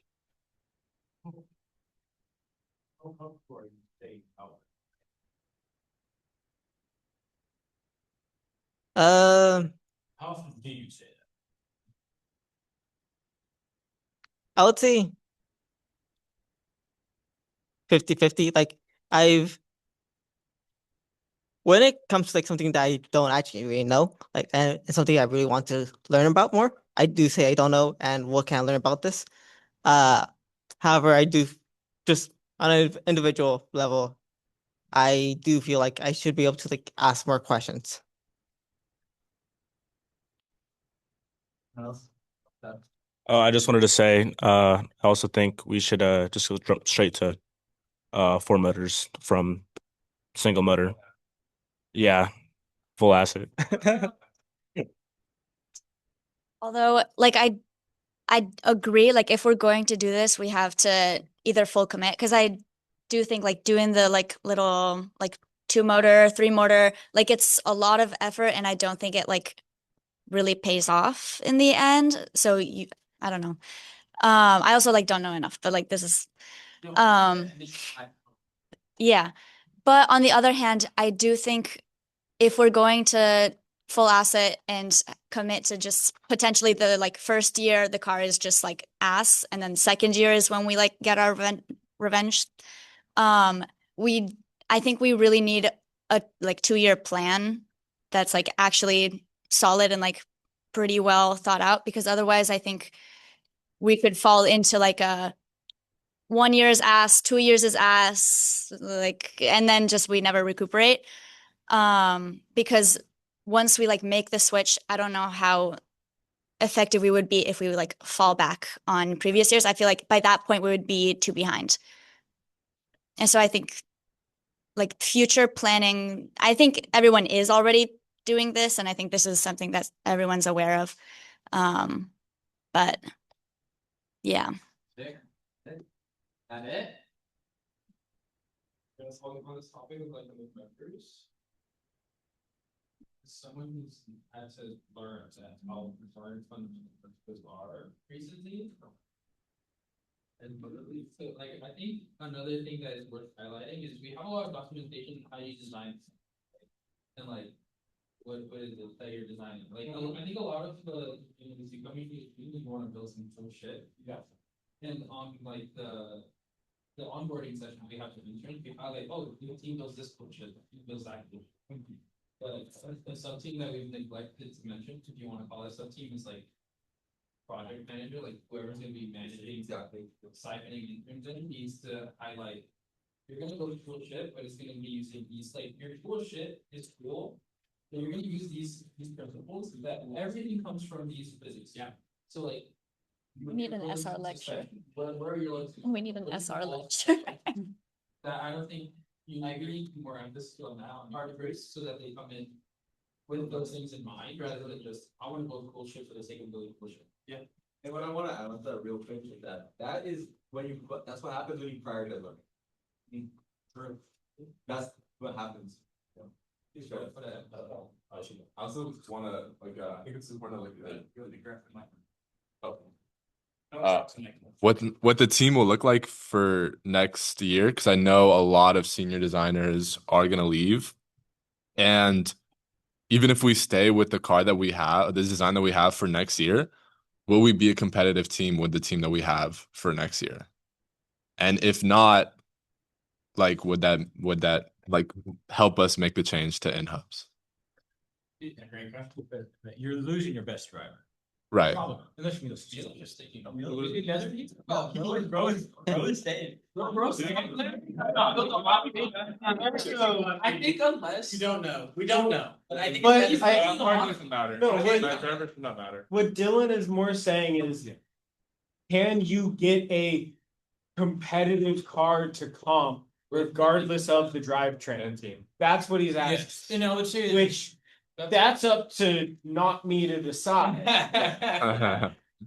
But like I'm not gonna be here, but you gotta. That is a good question, something to think about. If you don't think you're going to be competitive at comp in the first place, do you want everyone relearning a car that you're not going to build like for that long anyway, or do you want to just let's start learning now? You know, it's a very good question. Yeah, I kind of add on to that. Like, yeah, I guess it's a dumb motherfucker. It is an organizational thing, but also a lot of it comes down to is the designer willing to learn? Yeah. Like a lot of it, I don't know if it's just culture, but like a lot of us, I know like Kevin too, especially. Like first principles is everything, but there's also stuff like low key, just pay attention in class. Some of it is like there's people that like take 112. So there's people that have taken physics 50. You got that on camera. There's people that go like that take physics 50, and then I talk to them, and then I straight up question like I would not want you to design a cup holder for me. Yeah. I think a lot of it comes just from intuition from that. Like anyone can learn. I do not care how much knowledge you have coming in, but a lot of it comes down to, are you willing to put in the time during your free time to learn? Yeah. Yeah. Not gonna lie, it shouldn't be like, yes, designers should teach interns. Same time, I had to learn quite a bit on my own. Most of it I learned on my own, to be honest. Like working on the car and stuff, yeah, you learned it here. Like, oh, how does this system work in this way, etc. Why is our system better than someone else's? But the first principle stuff, that does come from the individual level. So I think everyone has to research now, but you should have been a while ago. There's a large amount of personal responsibility. It's literally personal responsibility, I think. Like, for example, vehicle dynamics, they don't teach that here. Yeah. Other schools, they institutionalize it. We don't. You got to learn that yourself. And if you're interested, you should do it. If you want to make a fast car, you need to understand that part first. And also you have to have a system level mindset. The issue that a lot of teams have is they all treat it like their own senior project. They don't treat it like, how do we build the fastest car? Because I know from asking a few people, that's the design question we're going to get. And that's the question that a lot of people actually might not be able to answer. How does your system and the way it works make a better car? So I guess beyond drivetrain and stuff, look at that. Just to add on to that, just for context for y'all, I think the first year on the team, I redesigned the entire cooling system, like since it was like going to be like a full solely EV car. I did not take a single thermodynamics class. True. No heat transfer. Yeah. None of that You were shit. young. Not even fluids, right? Yeah. And You barely thermo, right? I was mechie. I think it was like I just transferred from community college, and like I think this was like mid-October where there was like, Malik, you should just do cooling because no one's on that shit. Yeah. And Different culture in the team for sure. By then. yeah, they literally told me, here's a textbook, go have fun, right? And I found the chapter, I read, I put a lot of dumb shit on my DDR that should not be on there, right? But I think it turned out all right. Yeah. But I think it's the learning experience that y'all That matters. It's a canon event that y'all should really just, if you want to make a good car, or if you just want to be on the team, is like just pick up the damn textbook. I think there's no substitute to reading. Yeah, for sure. Fantastic. And with that, that's a wrap, everybody. I'll be here on campus tomorrow, like I think around the afternoon if you all want to I got talk. boxing, then gym, then or DC boxing gym. I don't know, man. Oh, did I or did If I see it at 344, I don't have it on me.